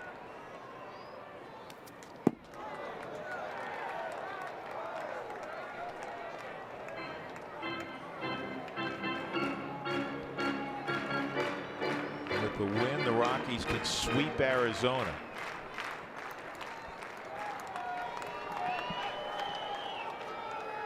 Made early season statements to the Giants. Certainly they're 6-1 to the Dodgers.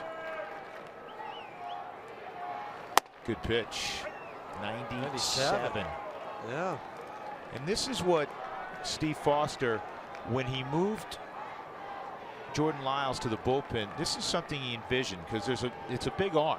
And then you can become a sprinter with it. Yeah, when he was starting, it was 93, 94. Uh-oh, this ball's well hit, left center field. It is. It's off the wall. It's off the wall, thankfully. It is a double. If this ball is 2 feet to the left, game over.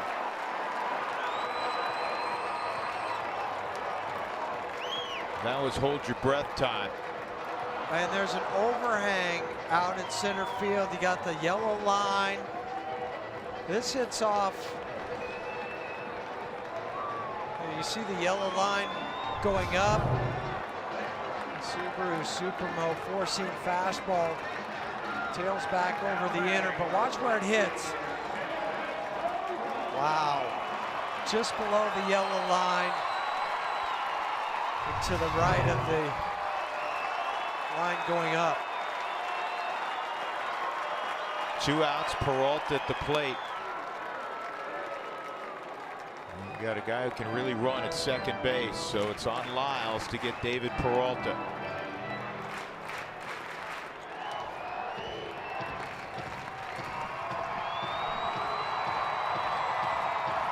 That's just the second hit for Arizona since the 5th inning.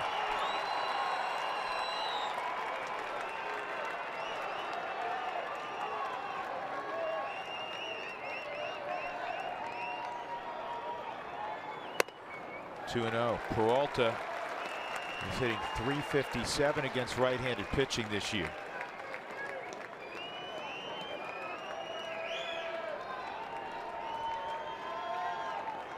You don't want to face the guy on deck at Goldschmidt.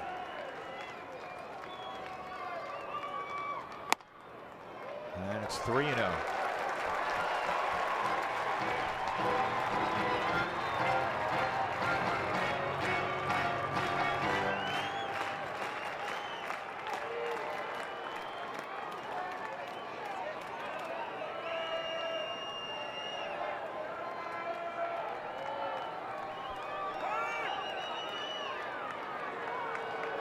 See Garneau, he was starting to move to that outside corner. Well, and he also saw A.J. Pollock dancing around out at second, so he called timeout because I don't think Jordan was going to look back again.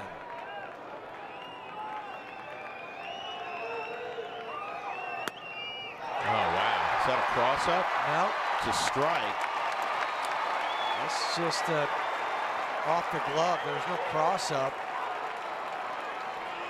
This is going to be a pass ball. 3-1 or 3-0 fastball. And he just boxed it. Just boxed it right off the thumb.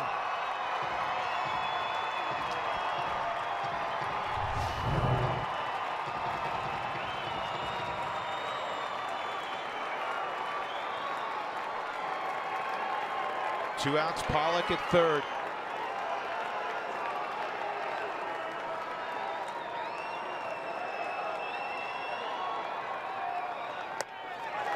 You know what I do now? I just go ahead and walk Goldschmidt. Load the bases, 2 outs. Wait till he gets down there, signal 4.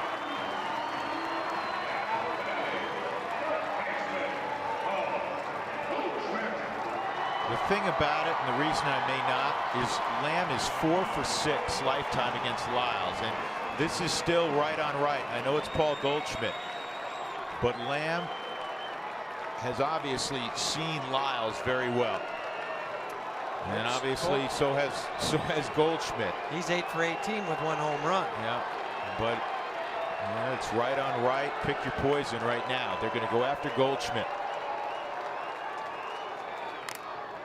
And the sliders fouled off the chest protector. 0-1.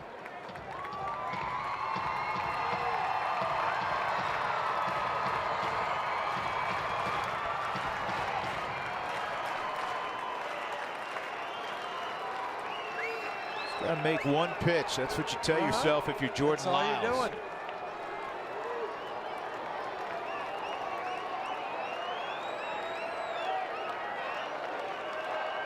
Here's the 0-1. Swung on and missed. 0-2. Peralta goes to second base.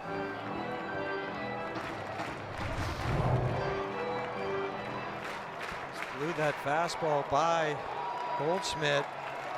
They've had some success coming up and into Paul. Yeah, with velocity. 0-2. They went up there again. I'll tell you what, Goldschmidt almost bit. And I'd go there again. I would. Go back where that second pitch is on the Subaru strike zone.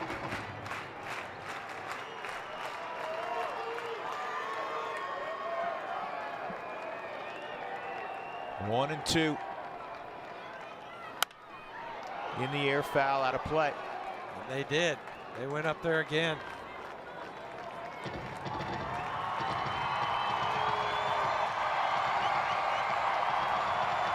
There are not many hitters that don't have a hole up and in. No. In fact, it was said about Barry Bonds, that was about the only place he had a hole.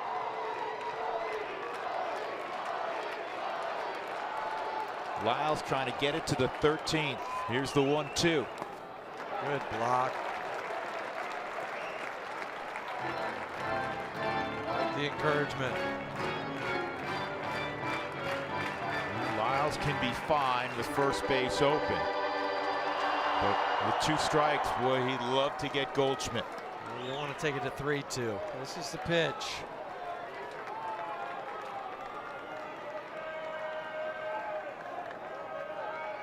Two.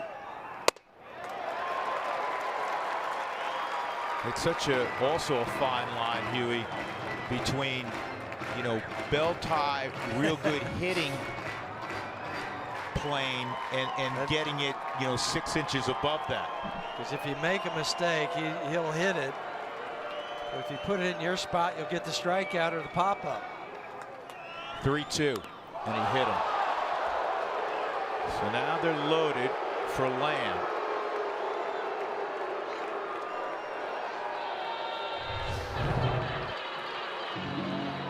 This hole at bat, trying to pitch inside to Paul Goldschmidt.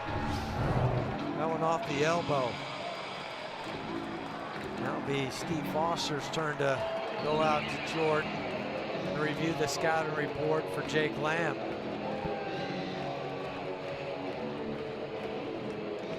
Well, we kind of got to that point just a little bit longer than what you and I were talking about a moment ago. Whether you walk Paul Goldschmidt to get to Jake Lamb, who's 4 for 6 in his career against them, or you pitch to him, I ended up pitching to him and hitting him by a pitch. So you're still at the same point. Now it's going to be up to Jordan to change some of those numbers around. I just saw something I don't recall ever seeing before. Ian Desmond, while the meeting took place, ran in to say something to Trevor Story. Talked to him for about 20 seconds and then ran back out. Here we go. 2 outs, bases loaded, and Lamb takes ball 1. Lamb today a single back in the first inning. He's 1 for 5. One out of the corner, Jordan's eye too. You got a lot of bouncing around at third by A.J. Pollock. Trying to get it, see if he can get him into a balk. Ground ball towards second. DJ plants his foot and he throws out Lamb. Lyles works out of it. And we play on. To the 13th we go.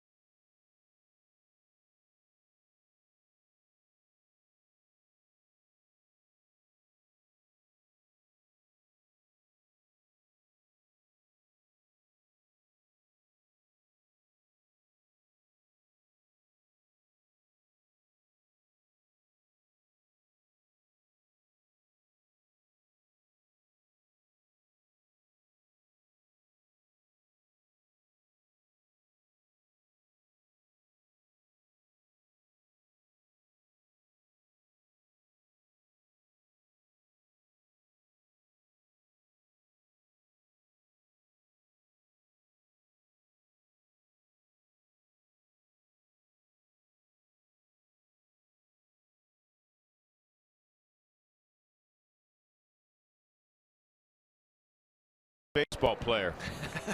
Newsflash. Charlie Blackmon will lead it off in the 13th. Third inning of work for Randall Delgado. And that's in there for a strike. Charlie is 0 for 5, but he's getting extended time to extend his hitting streak from 14 games to 15. 1-1.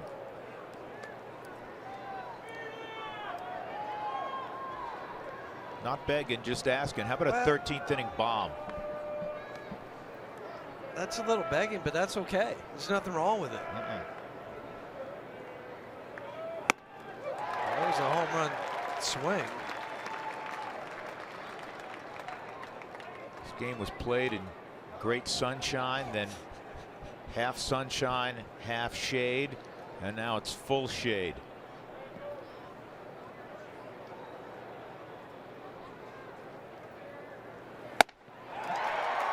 And Charlie's gone. That is 17 strikeouts by Arizona's staff today. I know that won't sit well with Dwayne Espy and Jeff Salazar. That's the 4th by Delgado.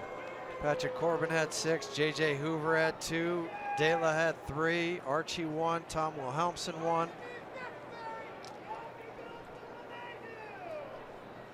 Mayhew reached on a walk in the 11th.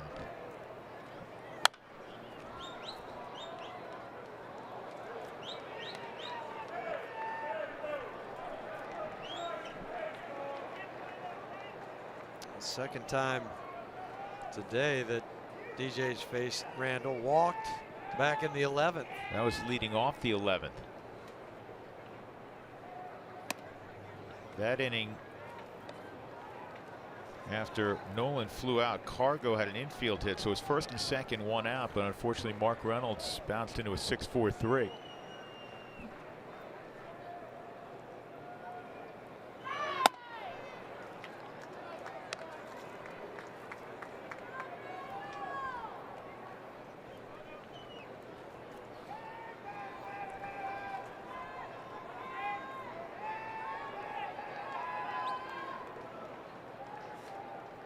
Rockies bullpen 12 scoreless innings in this series. How about that?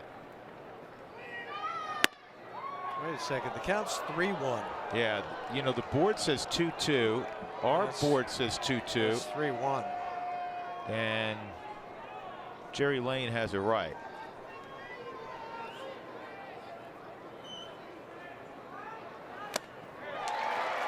DJ may have chased there. What happens the longer you go into extra innings, the harder guys start to swing. They want to be that hero. So you get it. You see why he swung at a ball like he did.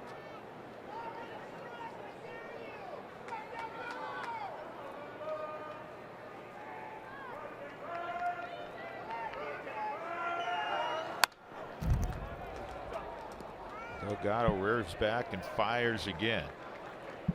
There's never been a question about Randall's arm. Fastball 96 to 98. Good changeup, high 80s. Just couldn't do it as a starter.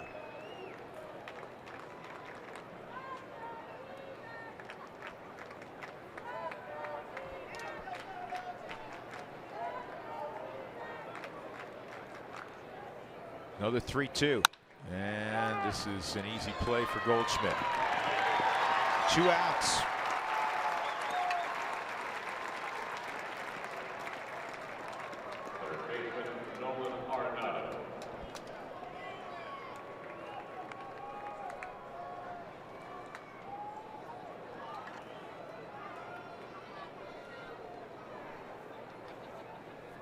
Nolan is 0 for 5.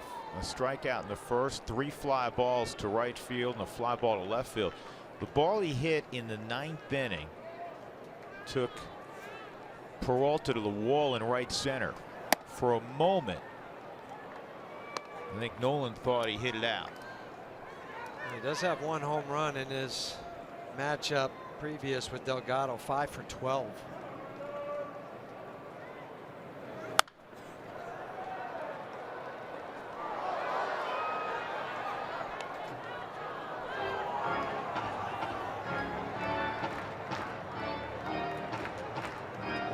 And the Delgado makes some mistakes, leaves one inner third.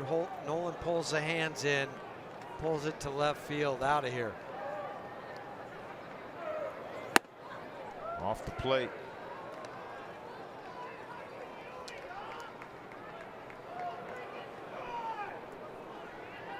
Two outs, nobody on, top of 13. No score.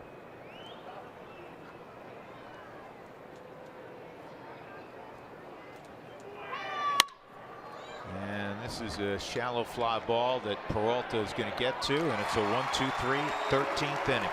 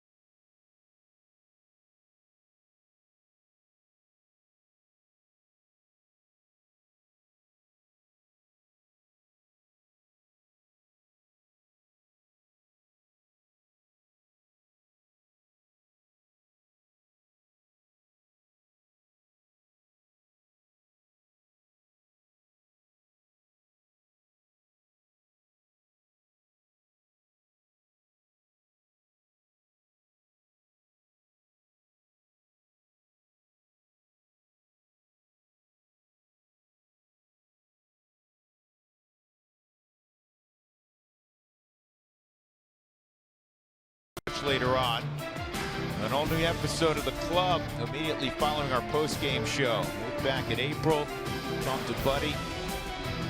Vinny Castilla makes an appearance. A lot of fun. All-new episode of The Club, and that's immediately following our post-game show on Root Sports. Drew Goodman, Jeff Houston, Ryan Spilborgs. We thank Spilly. Spilly's getting ready to put on a uni and grab a bat. There's only one position. If they let me. He's just got Tony Walters to contend with down there, Spilly. I think I could take him. He's a little shorter than me. Brandon Drury against Jordan Lyles, strike one. I will tell you this. There are two pitchers now that have cleats on. So Kyle Freeland has his cleats on, and Tyler Chatwood has his cleats on. I would say the first guy, well, you know, the first guy could swing it also if you get an emergency, but one's to run. This is chopped up the middle. Story. Did he get him? No. And Mark Reynolds points to the dugout. They're going to check everything out. Yeah. That's a great effort by Story.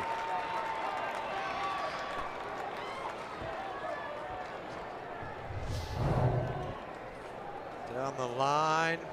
They're gonna take a look at it.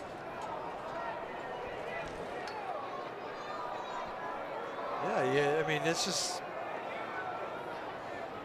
the ball's in the glove. Yeah, I mean, why not look at this? Ladies and gentlemen, the previous play is under official video replay review. The call on the field is that the batter runner was safe. His at foot first base. might have touched down on the bag prior to the ball being fully secured in the glove.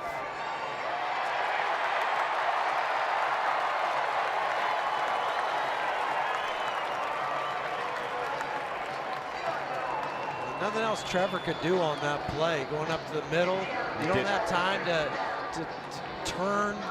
The only option you have is to spin and throw, because you get that high Baltimore chop.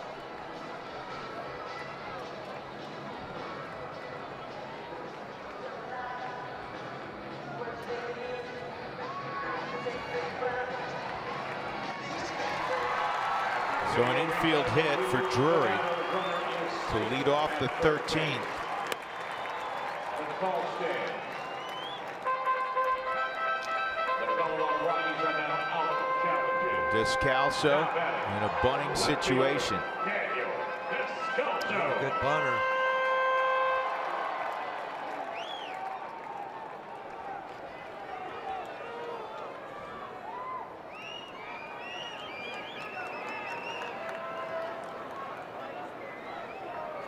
Drury's one of those tiptoe guys taking a lead, Huey. You know what I mean? Yeah, I saw that. He doesn't just get it initially. He kind of slowly edges a little further out. And no squaring around from Descalso, and he takes strike one.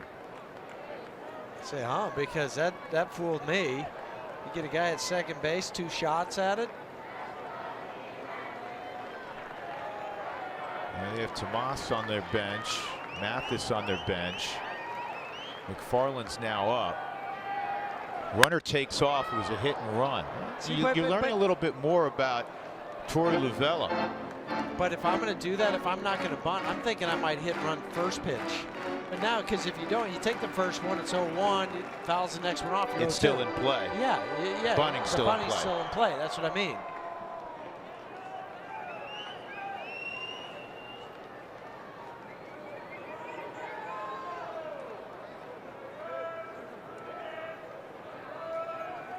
Two strikes.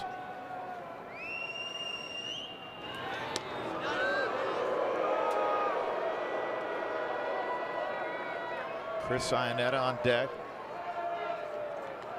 And the pitcher spot after that.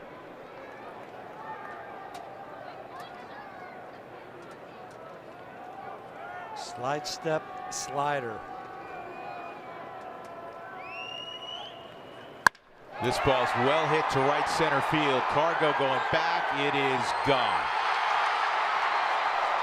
The former Rocky, Daniel Descalso, a 2-run walk-off home run to beat the Rockies in 13.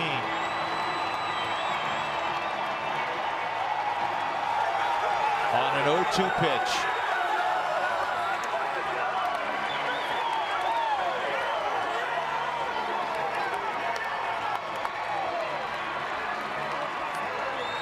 Good series for the Rockies, tough ending. Scoreless till the bottom of the 13th. Our Jimmy John's delivery of the game, well, for Arizona, was provided just now by Daniel Descalso. His first career walk-off home run, his third career walk-off hit, and he got plenty of it. So the Diamondbacks salvage 1 out of 3 against the Rockies in 13, 2-0 over Colorado. The winning pitcher is Randall Delgado. Jordan Lyles takes the loss. The Rockies will finish April at 16-10. They'll have a day off in San Diego and resume against the Padres on Tuesday. Ian Desmond made his return to the Rockies today. Hit the ball hard a couple of times, including his first Rockies knock. The Diamondbacks improved to 16-11. Rockies will carry that 16-10 mark to May with first place also on their docket. That'll do it from Chase Field. We go back to our Denver studios. Here's Mark Stout. Mark?